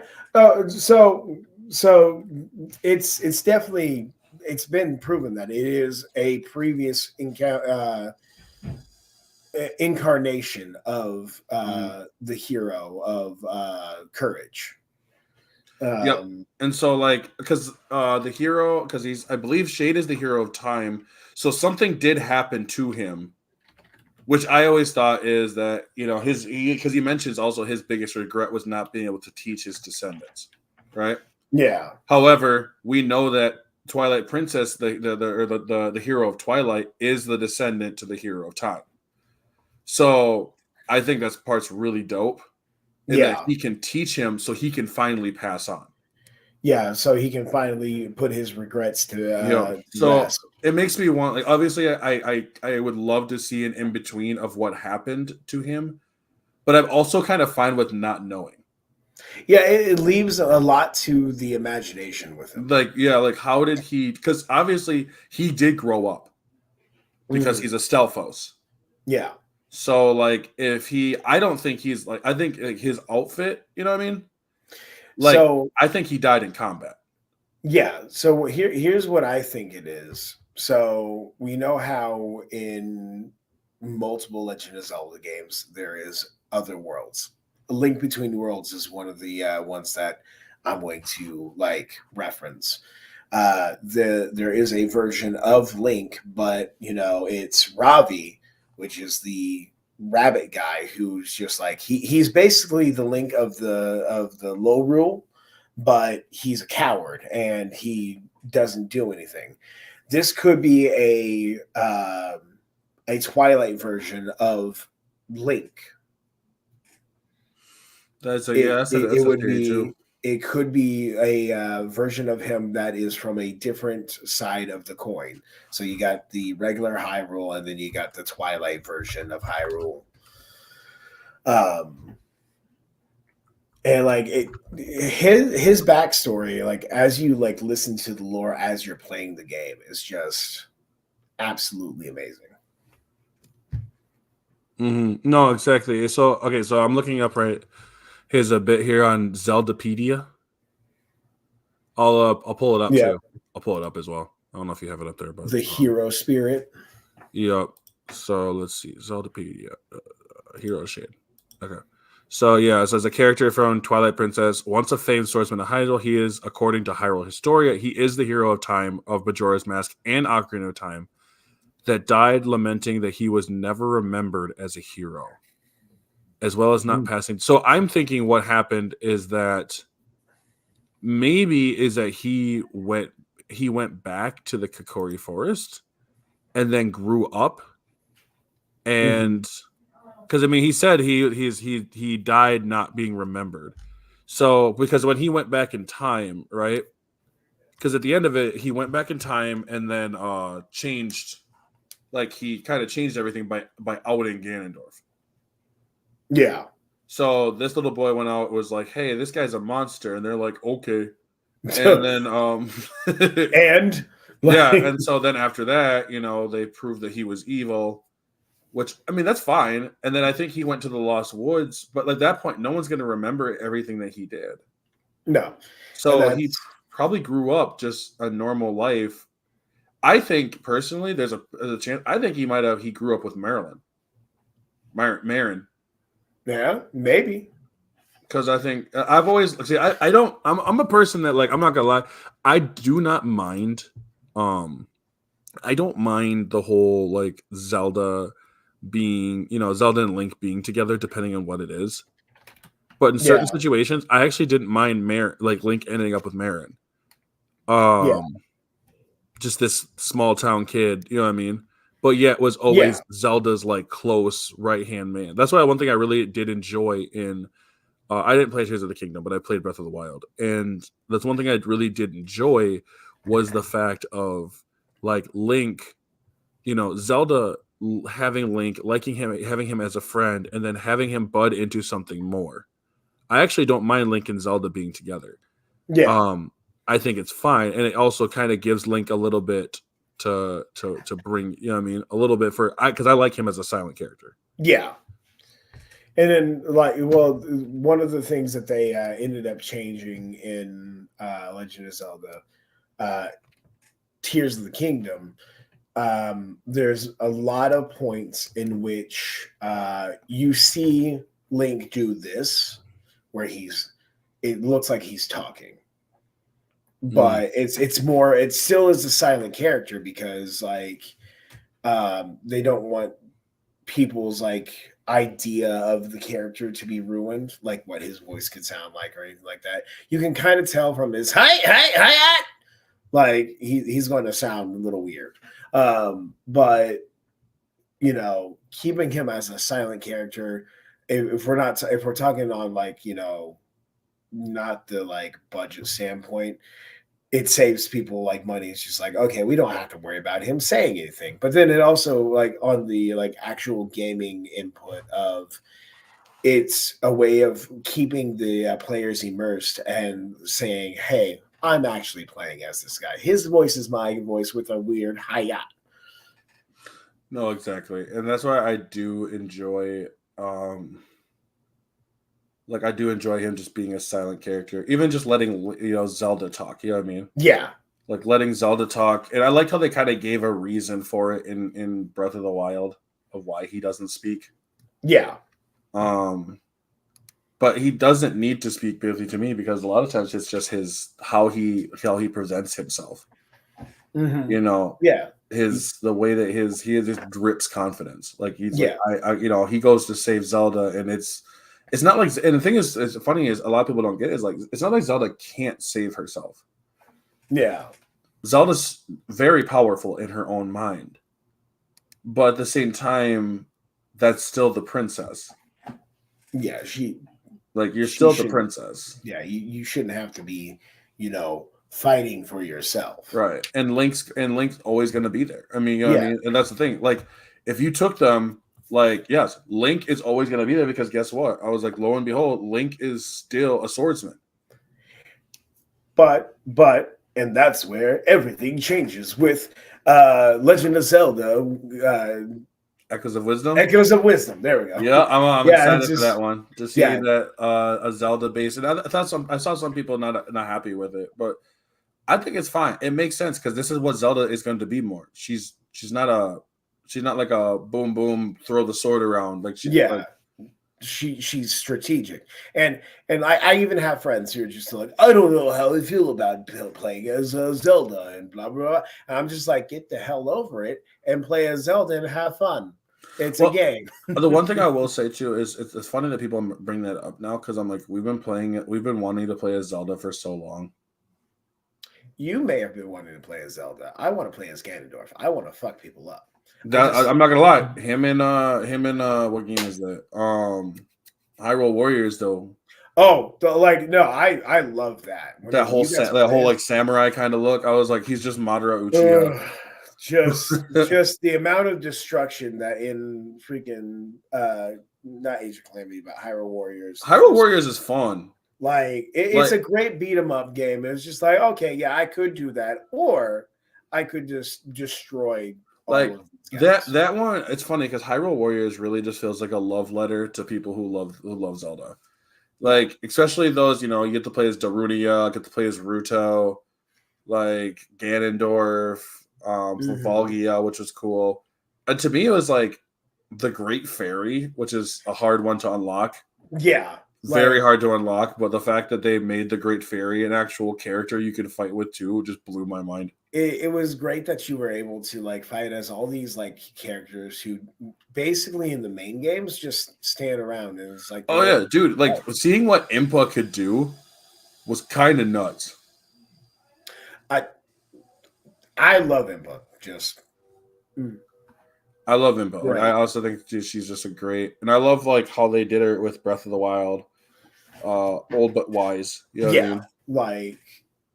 In her younger years, she messed everything up, just destroyed everything that was in her path. And then as the old Impa, she's just like, I may not be able to fight anymore, but I can help you, think about what needs to be fought for. It's great. You know what's funny is, okay, I would say that Breath of the Wild is kind of like a low-grade Elden Ring in the terms of they do that very similarly where they just kind of send you on your way. Mm-hmm. And I love that. With Breath of the Wild, for example, it was a little boring because it was so open space. But the one thing I will say that I absolutely loved was the lore implications behind so much of the stuff. Yes. The goat, which is the Lord of the Mountain or whatever, the 8th heroine. There was so much the random maze that was just out in the middle of nowhere. Yeah, all of those were great. And I love games where I can just sit there and I can let the lore and just let myself, because I can sit there and listen for hours on videos of just speculating.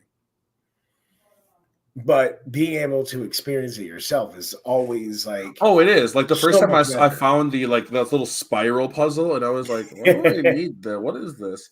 But I think also too. Oh, by the way, I want to say scariest monster in Zelda games.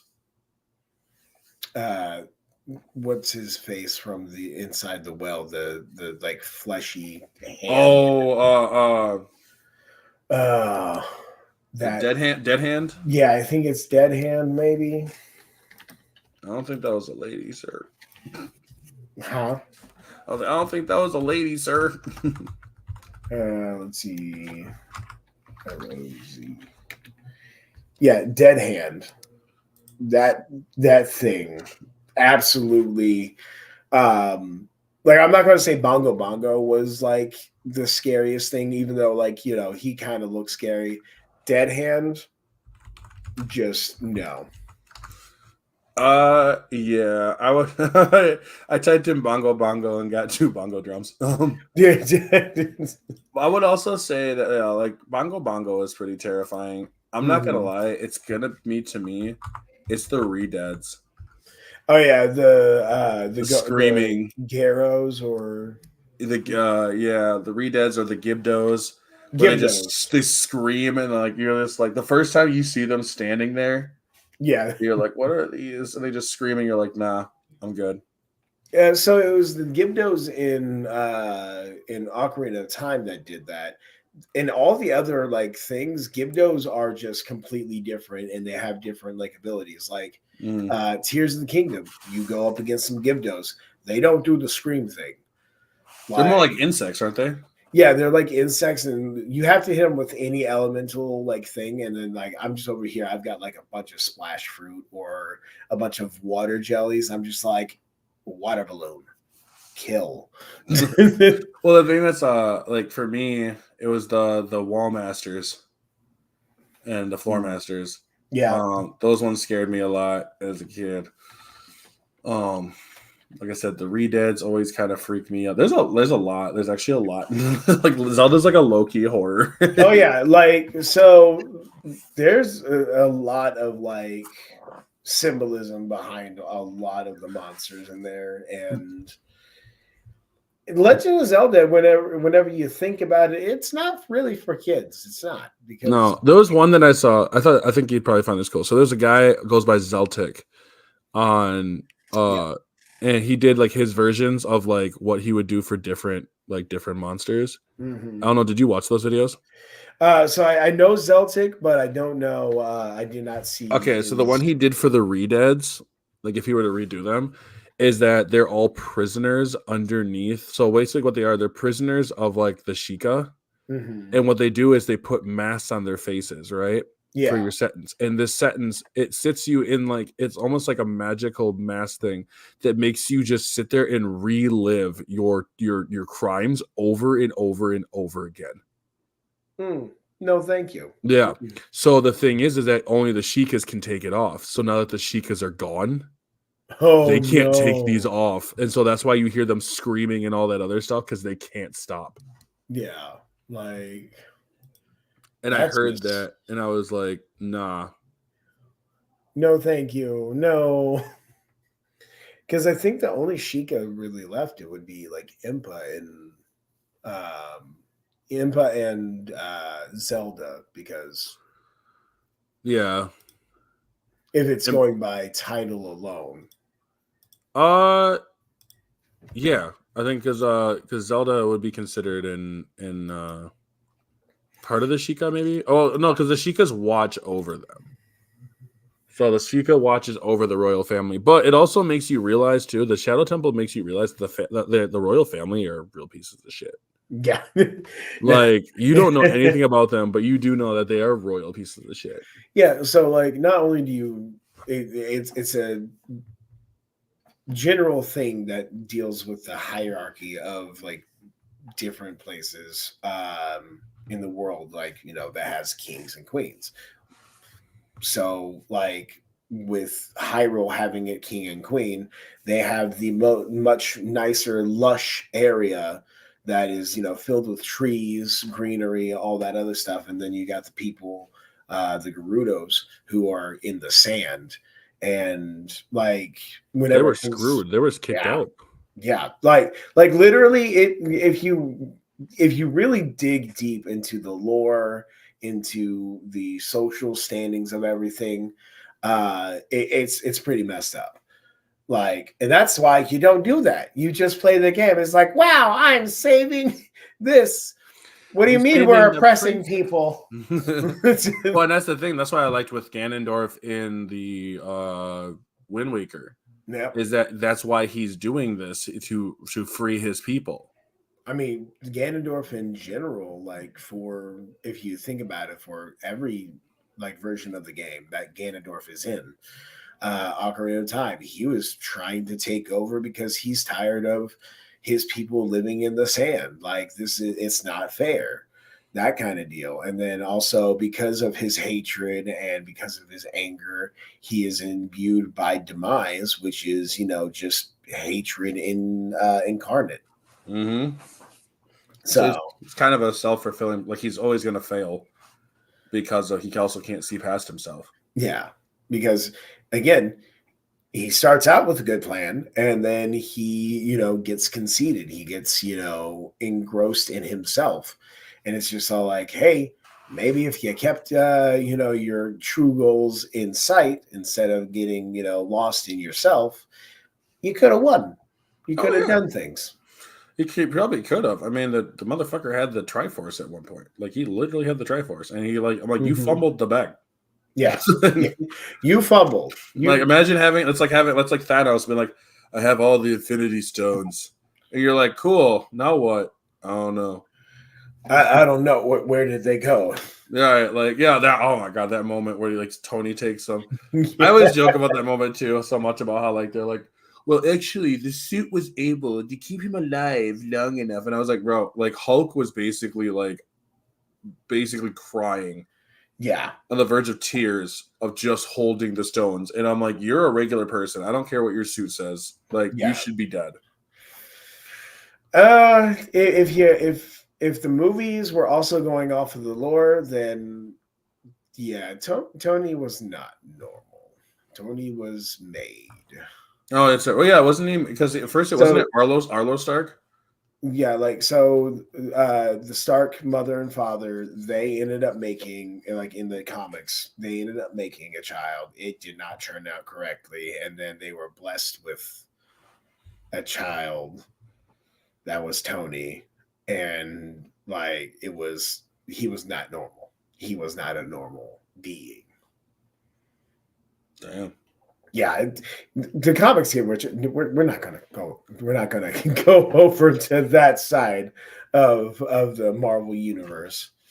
No, because I know it's been, and that's actually something that I feel like when I see some people talk about comics and how they get so big too, and they're like, I like comics. I also can understand why people get kind of confused with them because there really is not a starting point, and I think because there's not a starting point, they don't know where the end point is. That's why I think a lot of people get drawn to anime and even shows like Invincible because it's a streamlined. Yeah, there's a start and an end. So with the Marvel stuff and even DC stuff, it's it's an open world RPG. They can decide to do whatever they want. They can put it wherever it's going to go, whatever. It's like, oh, this is just alternate world 856. But then at least with with actual anime, and that's another reason why I like certain anime like Konosuba and Overlord. They have a starting point, they have a directive, and it's like they go to do that and they're able to stay on track. Yes, they get deviated here and there with side missions, side quests, whatever. But there is an end goal, and there's not this continuity. In the world 856 and 753, they decided to fight each other, and now 321 is now stuck in the middle of all of this fighting. It's just like, can I please just see somebody do magic and mess somebody else up, please? Well, that's the thing. Like for example, I know DC. Yeah. It did their Absolute Power, I think it was, run right now. So it's like Wonder Woman, and Wonder Woman gets a new design, and she's taking on this new dude named I think it was Sovereign or something like that during the time, and he's completely different, and he's control of everything, and I'm just built different, right? And at some point, I'm just kind of like, I like Wonder Woman. Yeah, I like Batman, but at some point I just can't do all these different universe versions because it comes to a point where there just feels like there's just too much. Like right now they're doing a small sub one of I think it's called Exceptional X-Men, where it's like Emma Frost and Kitty Pryde and stuff like that. And I was like, okay, I don't know much about Emma Frost. I don't know much about Kitty Pryde that much either. So it's kind of like, okay, that's fine. I don't care. We get to learn something new. Right. But it's just at a point, I love learning about more of the character parts of it. Kind of like how Miles, for example. Miles was a different universe Spider-Man, and then he became a canon version of Spider-Man. And which one stuff is canon, which stuff is not, is so murky sometimes. Yeah, and like with DC, they were doing the whole thing. Like I was watching The Flash, and they would do this whole thing where alternate universe, Wonder Girl or Supergirl is like, you're watching it. It's just like find out what happened next time, or what happened at the end of Wonder Girl or the Green Arrow. It's like I'm not watching the Green Arrow. I'm not watching this. I am watching The Flash. Which is kind of weird because you think Marvel would have learned from that when they were trying to get you to watch like WandaVision, Loki, She-Hulk, all these other ones to try to link into this. I personally am just not a fan of multiverse. I can't stand multiverse anymore. Like I can't do it anymore. I fucking hate multiverse. Like I gotten to a point now where I'm just like there's so much stuff, and then when it doesn't pan out, it feels like, well, it's just different universe. Yeah, I just turn my brain off whenever it comes to Marvel. I'm just like, okay, I watch now. I think like I'm one. I can't turn my brain off. So like if I see something that I just like, oh my god, stupid. If I could have turned my brain off, I would have actually enjoyed the Borderlands movie. Mm-mm. I don't even think turning your brain off you can enjoy that thing. No, you can't. Like, no, I've seen the commercials. I've seen some parts from the movie. No, even dumb brain mode. You can't just turn it off. Even dumb brain will be like, hold on a second. Hold on a second. Hold on a second. What the dog doing? Like, and that's and you're right though. It is. It's so much, dude. Like it's just so. We're gonna speaking about like voice acting and stuff, and then we were talking about earlier beforehand about how Jack Black is in everything now. Voice wise, it does not matter that Jack Black was Claptrap. Literally, you could have some random ass person be Claptrap, and nobody care, because even as Claptrap, Jack Black was not the right pick for him.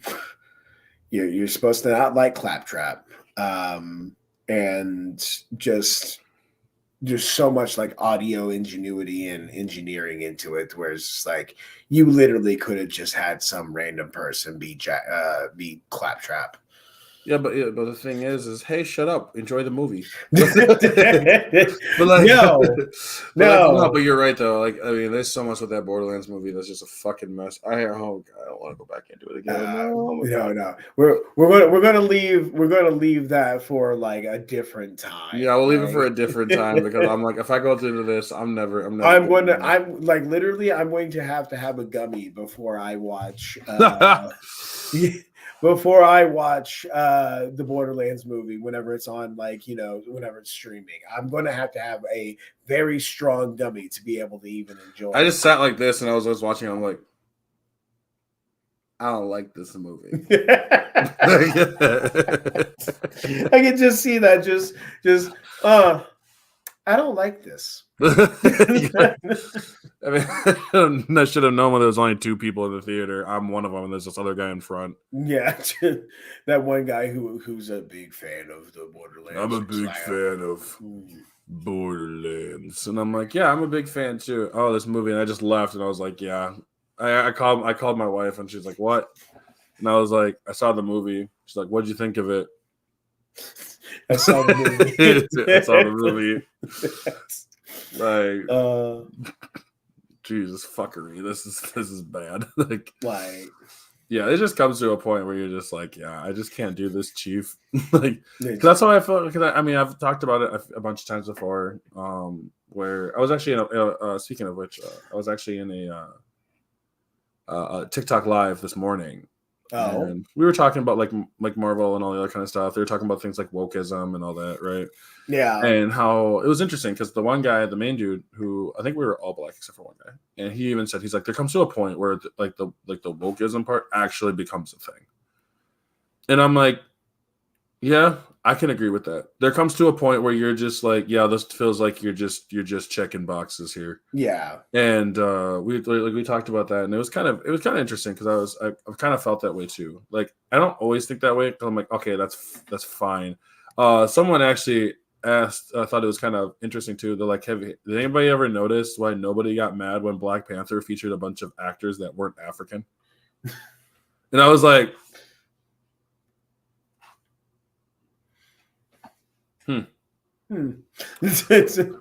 I'll have to go make a petition for that. You know, and so it was definitely an interesting. It was a good topic though overall and stuff. But it was like it was nice too because like I said, it was just me and like 3 other dudes, and we all kind of had the same thing. We were talking about like recasting. You know, should they recast Black Panther? Yeah, I think no. I don't think they should have. Unfortunately, I think that's where like with the death, I think that Black Panther should have been like we'll touch on this some other time, like because like there's no replacing him. There's no there's not. You're not going to be able to replace him. So I think they did a good job with not replacing him, but having Shuri try to take over the mantle for a while. I think she's going to give the mantle up, or she's going to die. Well, I mean, so in the comic books, it was supposed to happen a lot later, but she does take up the mantle, which right. I'm glad that they did not like try to just give it to some other like random dude, just like hey. Well, and then have like M'Baku take over Wakanda. Yeah, I like that actually a lot because he should be the next one to take over Wakanda. Yeah, it also kind of follows full circle of like wrapping it up with the gorilla tribe. Yeah, we're vegetarians. It's just like you're not the Black Panther. One thing I will say though is that we were talking about the Deadpool movie, right? And how something off. Like the thing about the Deadpool movie is, yes, is it cool at one point, like when you see all the characters and stuff? Yes, absolutely. But on separate play, like if you watch it a second or third time, it makes it seem really awkward. And the reason why I was like, because at first I was like, okay, I'm listening to the guy talk, right? And he mentions how like it just feels awkward, and I was like, my brain just kind of fired off for a second. I'm like, no, you do make sense. It's because of the fact that they want to have these moments. So like they have that moment where like what's her name? Elektra drops Deadpool, and then she just sits there and just stares at him for like 10 seconds. It's kind of like, I know, because they're, audience reacts and all that other kind of stuff, right? Like with Elektra dropping Deadpool? Or yeah, after she drops Deadpool, she kind of just sits there and stares at him. There's no movement, you know what I mean? Yeah. And at that moment to let the audience react and then move on to the next part. Yeah. And when you watch it on multiple playthroughs, it does seem kind of odd. Yeah, like it's mainly so the Deadpool 3 was definitely more of a throwback for a lot of people. Yeah, people who have been fans of Marvel before it was cool, because a lot of people didn't know that Elektra was a part of Marvel. They didn't. No, they didn't. Like I was one of the people whenever I was younger and I saw Elektra, I didn't know that she was a part of Marvel. Then I was like, wait, what's this comic where it shows Elektra with Daredevil? And some people didn't know that for the longest time. And then like whenever you end up seeing Elektra, Blade, and then Channing Tatum as Gambit. No, that was absolutely amazing. So I will say the Blade part was really, really cool. Like the slow motion, like Blade thing. I think the Gambit, I loved it. Channing Tatum as Gambit. And someone else mentioned this, but I kind of agree with it.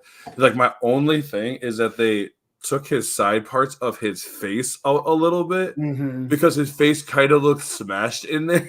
It does make him look a little chubby almost. Yeah. And I'm I don't think that's him at all. They should have given him some like space to breathe. So you can tell there's not really much space to breathe at all in there. So yeah, he shaved his head for that. Like I can imagine. Like for that entire outfit. Yeah, and that's the thing that was kind of funny about it. I got myself a good laugh. So I hope that it. How do they say it?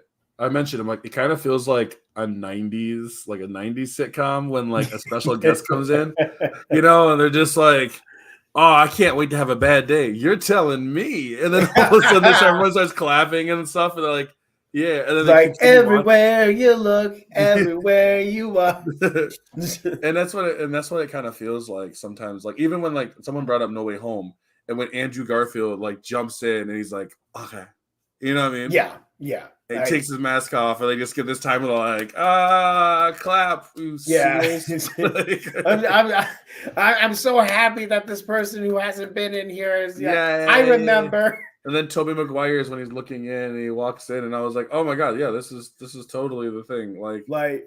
Yeah, they make sure that there's an extended amount of time, because normally it's just like you get a couple of seconds of screen time, but like especially with like Deadpool, with No Way Home, for Spider-Man, there's probably going to be even for Venom, like there's going to be moments where they're like giving that extra bit of screen time just so people can because another thing that it's doing is it's like jogging somebody's memory of the old stuff. So that's why they're like giving that extra bit of screen time, is because people are going to see that person. They're going to be like, wait a minute, that's my guy. Exactly. And then that's going to bring up people wanting to go back and watch the older movies. All right, I gotta ask, what's a Marvel hot take that you have? Other than fuck Doctor Strange, I'm upset with him. That's the hot take. He should have ended Endgame before Endgame was a thing. Or after that, he could have cut off Thanos' hand easily. Okay, I can see that. Yep, just straight up, just Doctor Strange, absolute worst hero. Wait till they meet Reed Richards. Oh boy.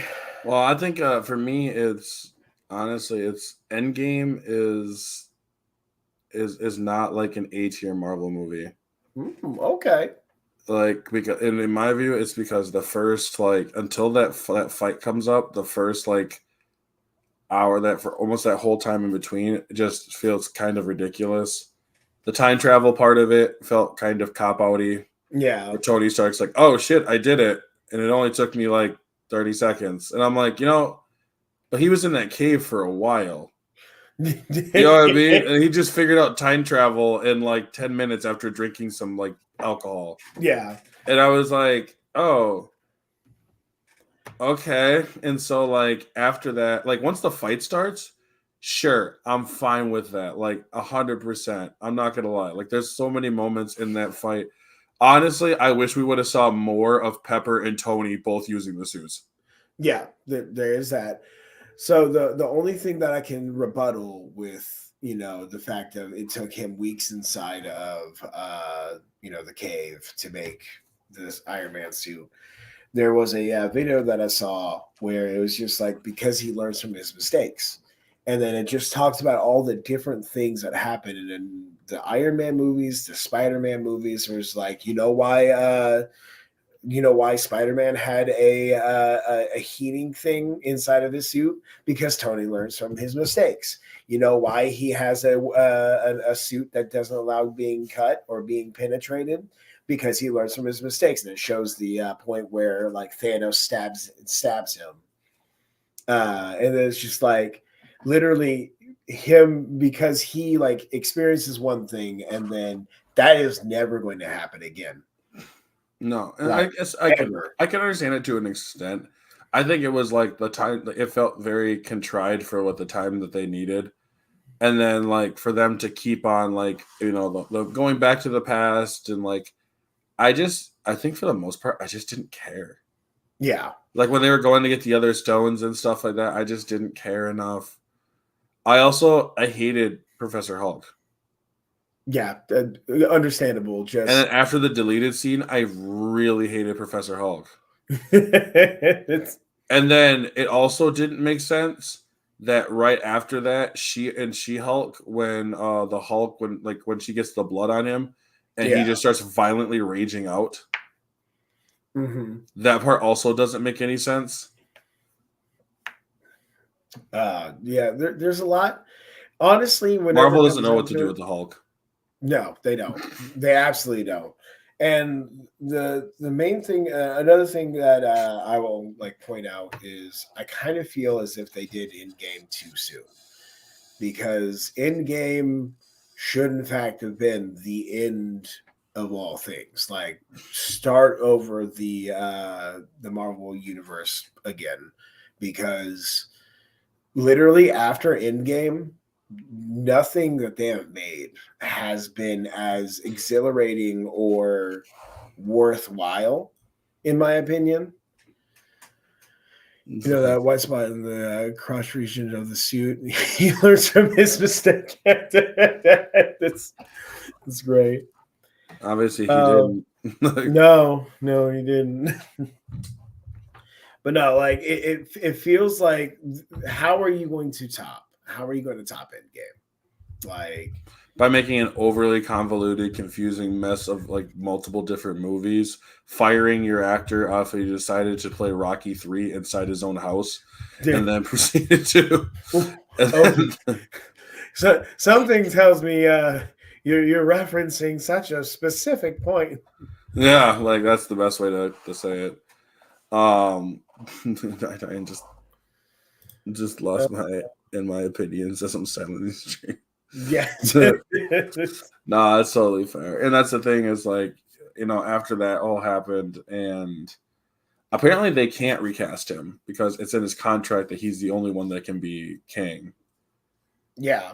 So that sucks. So that entire thing just it screams what happened to Johnny Depp. It just screams what happened to Johnny Depp. See, I think so my thing is I think it was both, because I've heard that she was also like she's an aggressor. She's an aggressor. Yeah, I would let's use that word. So like I was an aggressor as well. However, you also have to remember, like, not just for him being a dude, but also to remember the company that you're representing. Yeah. And also, I would not be surprised if that shit's happened before. At the same time, she, the fact that she knew that she could just, say this, and then she left the country and was able to go, I'm on vacation. Oh yeah, no, don't get me wrong. Like, I'm not doubting that at all. I'm not doubting that it could have been a possible both way kind of thing. Yeah. You know what I mean? I'm not saying that it's not. I'm just saying that, like, when you know that you work for Disney, yeah, like they're like jobs aren't going to tolerate. They're not going to. They can't tolerate that, because if they keep you around, DC, if they keep you around, then it gets bad publicity on your stuff. Mm-hmm. But then you also got, you got Brie Larson. Like, she's been in her own like sets of controversial bullcrap that. But I mean, but that's a lot different than like majors. Like, I'm not gonna lie, her saying stuff is something. One, Disney's not gonna try to do anything against it, because Disney is a huge major company that's been run ever since like the 1920s. So she hits the complexion right. But also too, I will say that at least that's in my view. I will also say that I think that, like, it's hard to compare Brie saying stuff that people might not like, which I don't agree with, but it's a lot different than saying, yeah, you were like an aggressor in these situations. You threw hands.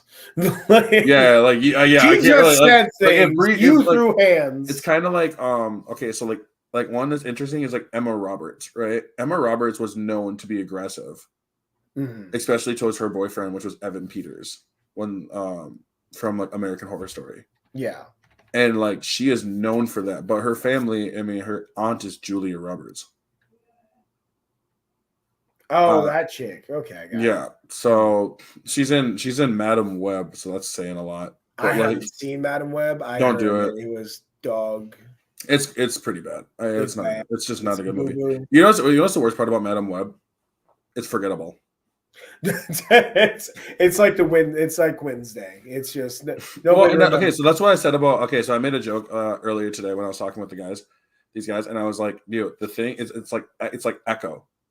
You don't remember Echo. Like, unless I bring it up, I bet you didn't even think about it. No, not at all. Like it's just a forgettable show. And so that's the either I've said before, there's either good or bad. Okay. Yeah. You want to be in those two categories. You don't want to be in forgettable. Oh gosh. As well, the good thing about being unforgettable is they can just reboot you and nobody's going to remember. Until you bring it up. Because Yeah. once people bring it up and like, oh, that's right. Like Wait a minute. Electro is one I would just put in forgettable. Yeah. You didn't even remember Electro until you saw her doing her slow walk, and I was like, wait. Oh, Electra. Yeah. That's why I don't like those ways of I don't like so funny thing. Electra, Daredevil, both kind of the similar sets, but you remember Daredevil. You don't remember Electra. Well, remember that Daredevil also afterwards got that Netflix series. And that's what really boosted him into popularity. Otherwise, he'd be the same way. Yeah, but and then not only that, but because people like the Netflix version so much, they are actually going to be remaking Daredevil in Disney Plus. Yep, Daredevil Born Again. Keeping it what, rated R, or is it going to be PG? I think so, but don't quote me on it. Yeah. Also, Black Scorpio, thank you for listening on in. Oh yeah, I know he's been like sitting back listening. He's been chilling the entire time, which I highly appreciate that. But we'll wrap this up real quick here. You want to put in your plug? So hi, I'm Voices on Demand, as you can see right here. I'm Voices on Demand on everything: TikTok, YouTube, Twitch. Basically everything that I have it under Voices on Demand. That way it's easy to find. My YouTube's not super big right now just because I haven't been uploading a lot. I'm working on some videos. But yeah, I stream Mondays, Thursdays, and Fridays now. I took a little bit of time off now to be able to recuperate from the anime convention that I went to, and I did some voice acting stuff there. I did a voice acting competition. And then I got to meet Afro over here. Thanks to BioShock. He saw my TikTok video, and it's been great getting to know him. And yeah, check out my stuff. Send me some love if you want. If not, yeah, have a fun one. Alrighty, everyone. Well, I appreciate everybody being here and everybody joining. Be sure to check me up also on like TikTok, on Twitch when I do stream and stuff. I technically will stream in the mornings, only for like an hour or so. And then be up because I also have another podcast so I will kind of let you guys know. So next week potentially might have a podcast or two, which will be pretty cool. But towards the end of the month, I am actually aiming to do a huge podcast right now with as many people as possible. So I'm trying to get that figured out, trying to get those going. It's going to be around on the 28th of September, but I'm still kind of working out the details. But until that time, I appreciate everyone being here, like I said before. And as always, I'm Taylor from Afro Fish OG, and I will catch you all in the next one.